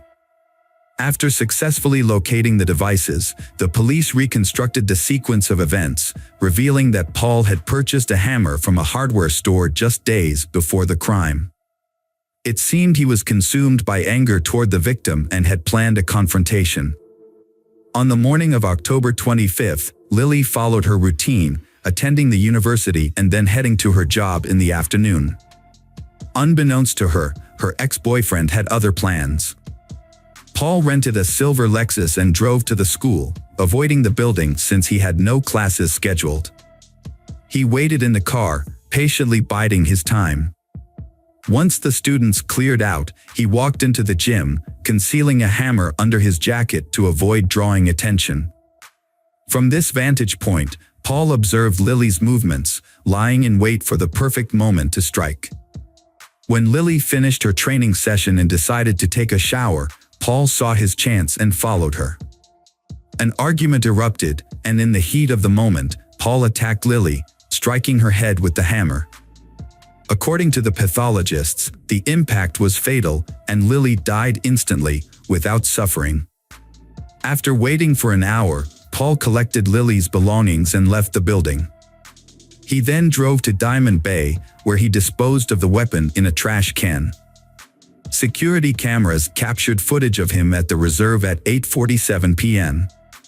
His last known location, as tracked by investigators, was the Gap, a cliff in the eastern Sydney suburb of Vaucluse. As the community was still reeling from the initial tragedy, another shocking event occurred. On October 27th, at 8 a.m., shopkeepers at Diamond Bay Reserve in Sydney's eastern suburbs made a disturbing discovery. A man's body was found just 11 miles away from the site of the first crime. A rescue team, including a bomb squad and Marine Corps personnel, was formed to retrieve the body. The body was recovered at 3:30 p.m. and taken for identification. Due to severe injuries, fingerprints were used to identify the individual. The victim was 24-year-old Paul, the same person who had been at the scene of the first crime. The investigation team faced a significant challenge in establishing a connection between the fatal incidents and uncovering the circumstances surrounding the events. The Gap is a notorious location with a history of suicides. Around 10 p.m., Paul used Lily's phone to send a message to her father, possibly revealing the location of her body. An hour later, the young man made a brief emergency call, but hung up quickly. When police arrived at the cliff, they found the personal belongings of Lily and Paul, but there was no sign of him. A rented car was parked nearby, suggesting that he may have taken his own life due to feelings of guilt or fear of facing the consequences of his actions. On October 26th, police launched a search operation for his body, using helicopters and boats to scour the coastline. The first day's efforts were unsuccessful, but the next day, a body was found on rocks in a nearby nature reserve. With Paul deceased, the case was closed, and his parents collected his body, opting to cremate it in Sydney. A meeting was subsequently arranged with Tim Watson Monroe, a renowned forensic psychologist with extensive experience in analyzing the behavior of both criminals and victims.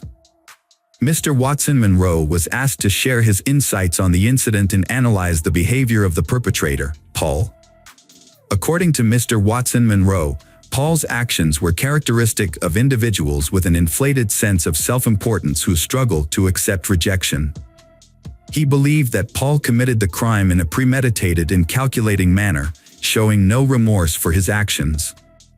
When asked about Paul's decision to end his own life, Mr. Watson Monroe provided an explanation. Mr. Watson portrays Paul as a self-centered individual with psychopathic traits. Some have compared the tragic events to the finale of Romeo and Juliet, but the story of Lily and Paul is unique and unfolds in a distinct way. A genuine love relationship cannot thrive with pride, dishonesty, and betrayal.